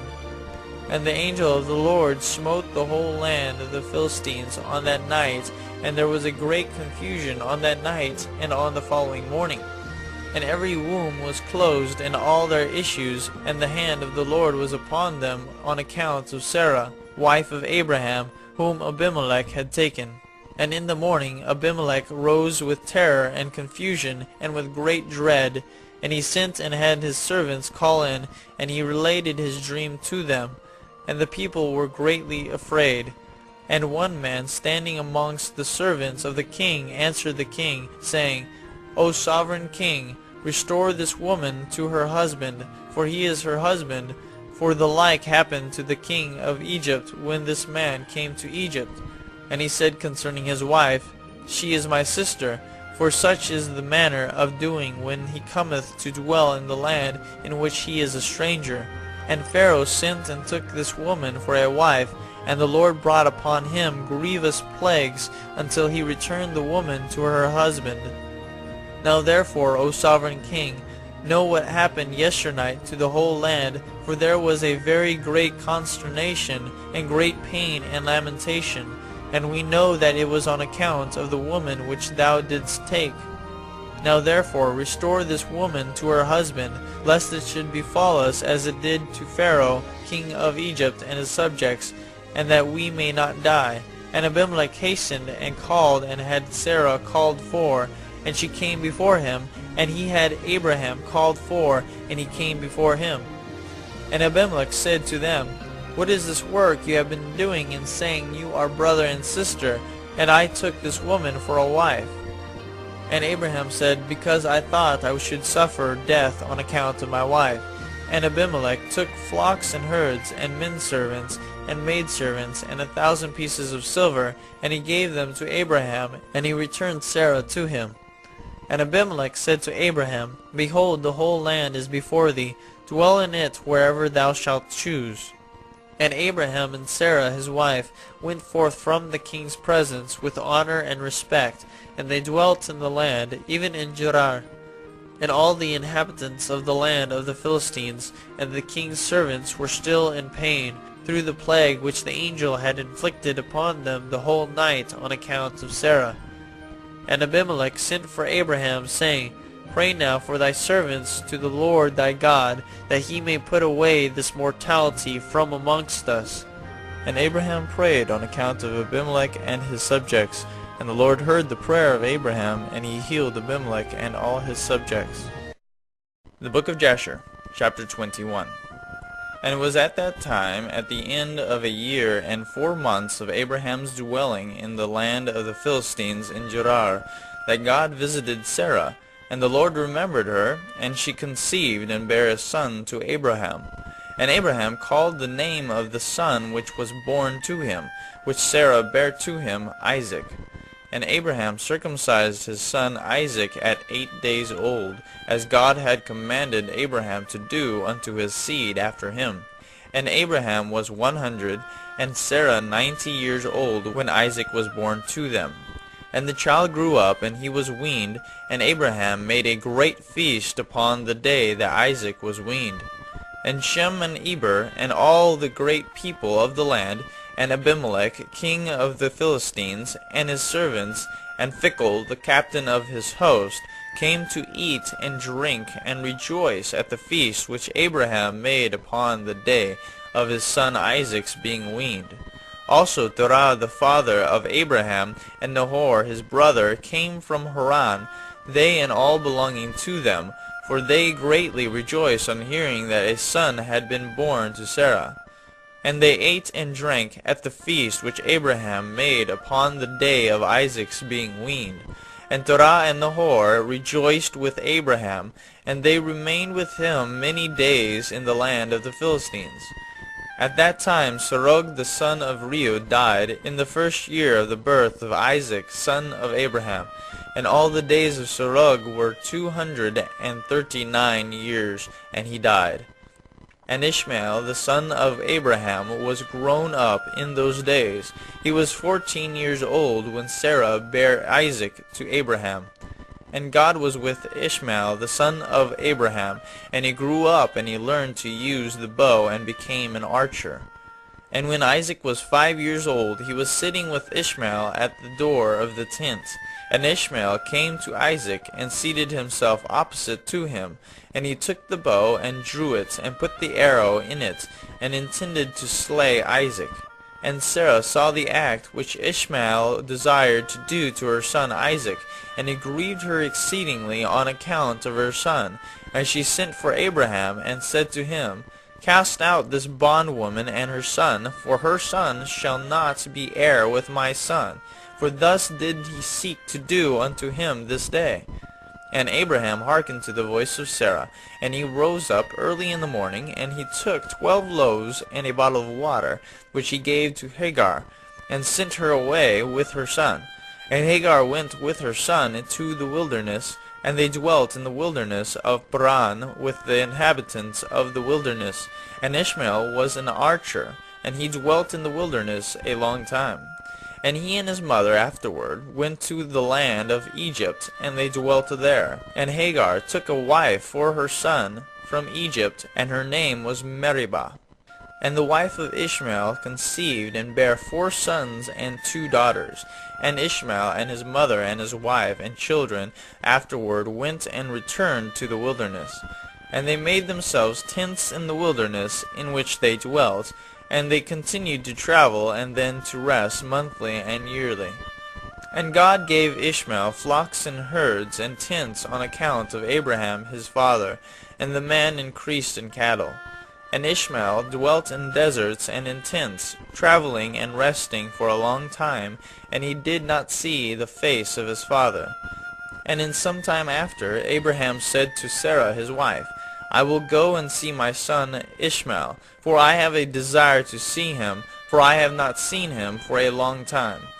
And Abraham rode upon one of his camels to the wilderness to seek his son Ishmael, for he heard that he was dwelling in the tent in the wilderness with all belonging to him. And Abraham went to the wilderness, and he reached the tent of Ishmael about noon. And he asked after Ishmael, and he found the wife of Ishmael sitting in the tent with her children, and Ishmael her husband and his mother were not with them. And Abraham asked the wife of Ishmael, saying, Where has Ishmael gone? And she said, He has gone to the field to hunt. And Abraham was still mounted upon the camel, for he would not get off to the ground, as he had sworn to his wife Sarah that he would not get off from the camel. And Abraham said to Ishmael's wife, My daughter, give me a little water that I may drink, for I am fatigued from the journey. And Ishmael's wife answered and said to Abraham, We have neither water nor bread. And she continued sitting in the tent, and did not notice Abraham, neither did she ask him who he was. But she was beating her children in the tent, and she was cursing them. And she also cursed her husband Ishmael, and reproached him. And Abraham heard the words of Ishmael's wife to her children, and he was very angry and displeased. And Abraham called to the woman to come out to him from the tent. And the woman came and stood opposite to Abraham, for Abraham was still mounted upon the camel. And Abraham said to Ishmael's wife, When thy husband Ishmael returneth home, say these words to him, A very old man from the land of the Philistines came hither to seek thee, and thus was his appearance and figure. I did not ask him who he was, and seeing thou wast not here, he spoke unto me, and said, When Ishmael thy husband returneth, tell him thus did this man say, When thou comest home, put away this nail of the tent which thou hast placed here, and place another nail in its stead. And Abraham finished his instructions to the woman, and he turned and went off on the camel homeward. And afterward that Ishmael came from the chase, he and his mother, and returned to the tent, and his wife spoke these words to him, A very old man from the land of the Philistines came to seek thee, and thus was his appearance and figure. I did not ask who he was, and seeing thou wast not at home, he said to me, When thy husband cometh home, tell him, Thus saith the old man, Put away the nail of the tent which thou hast placed here, and place another nail in its stead. And Ishmael heard the words of his wife, and he knew that it was his father, and that his wife did not honor him. And Ishmael understood his father's words, that he had spoken to his wife. And Ishmael hearkened to the voice of his father, and Ishmael cast off that woman, and she went away. And Ishmael afterward went to the land of Canaan, and he took another wife, and he brought her to his tent, to the place where he then dwelt. And at the end of 3 years Abraham said, I will go again and see Ishmael my son, for I have not seen him for a long time. And he rode upon his camel, and went to the wilderness, and he reached the tent of Ishmael about noon. And he asked after Ishmael, and his wife came out of the tent, and she said, He is not here, my lord, for he has gone to hunt in the fields, and to feed the camels. And the woman said to Abraham, Turn in, my lord, into the tent, and eat a morsel of bread, for thy soul must be wearied on account of the journey. And Abraham said to her, I will not stop, for I am in haste to continue my journey, but give me a little water to drink, for I have thirst. And the woman hastened, and ran into the tent, and she brought out water and bread to Abraham, which she placed before him, and she urged him to eat. And he ate and drank, and his heart was comforted, and he blessed his son Ishmael. And he finished his meal, and he blessed the Lord, and he said to Ishmael's wife, When Ishmael cometh home, say these words to him, A very old man from the land of the Philistines came hither and asked after thee, and thou wast not here.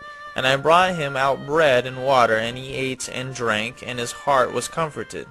And he spoke these words to me, When Ishmael thy husband cometh home, say unto him, The nail of the tent which thou hast is very good, do not put it away from the tent.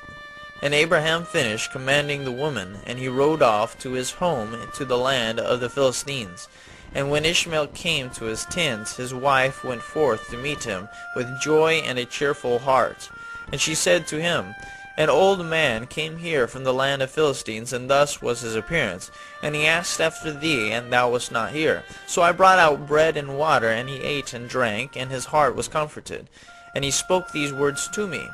When Ishmael thy husband cometh home, say to him, The nail of the tent which thou hast is very good. Do not put it away from the tent.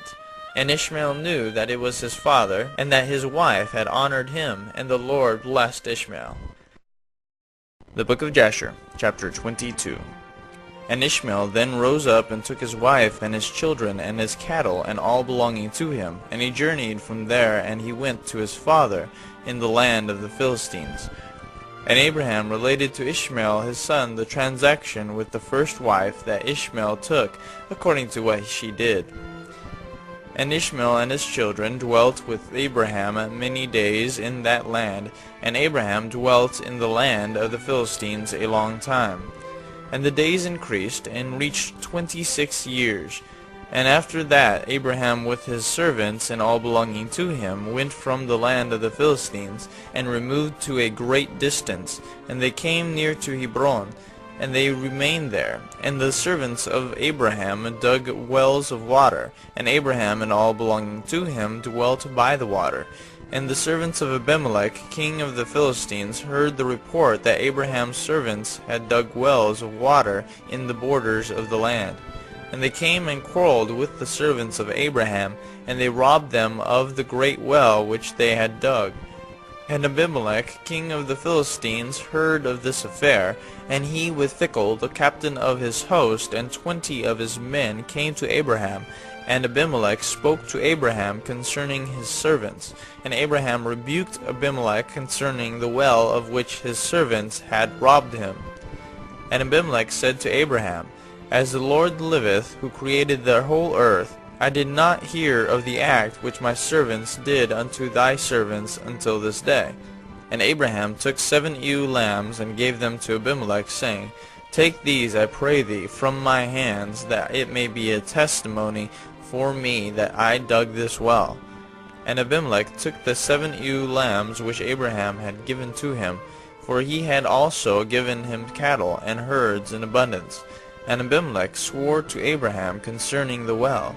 Therefore he called that well Beersheba, for there they both swore concerning it. And they both made a covenant in Beersheba. And Abimelech rose up with Phicol, the captain of his host, and all his men. And they returned to the land of the Philistines. And Abraham and all belonging to him dwelt in Beersheba, and he was in that land a long time. And Abraham planted a large grove in Beersheba, and he made to it 4 gates facing the 4 sides of the earth, and he planted a vineyard in it, so that if a traveler came to Abraham, he entered any gate which was in his road, and remained there, and ate and drank, and satisfied himself, and then departed. For the house of Abraham was always open to the sons of men that passed and repassed, who came daily to eat and drink in the house of Abraham. And any man who had hunger and came to Abraham's house, Abraham would give him bread that he might eat and drink and be satisfied. And anyone that came naked to his house, he would clothe with garments as he might choose, and give him silver and gold, and make known to him the Lord who had created him in the earth. This did Abraham all his life. And Abraham and his children and all belonging to him dwelt in Beersheba, and he pitched his tent as far as Hebron. And Abraham's brother Nahor and his father and all belonging to them dwelt in Haran, for they did not come with Abraham to the land of Canaan.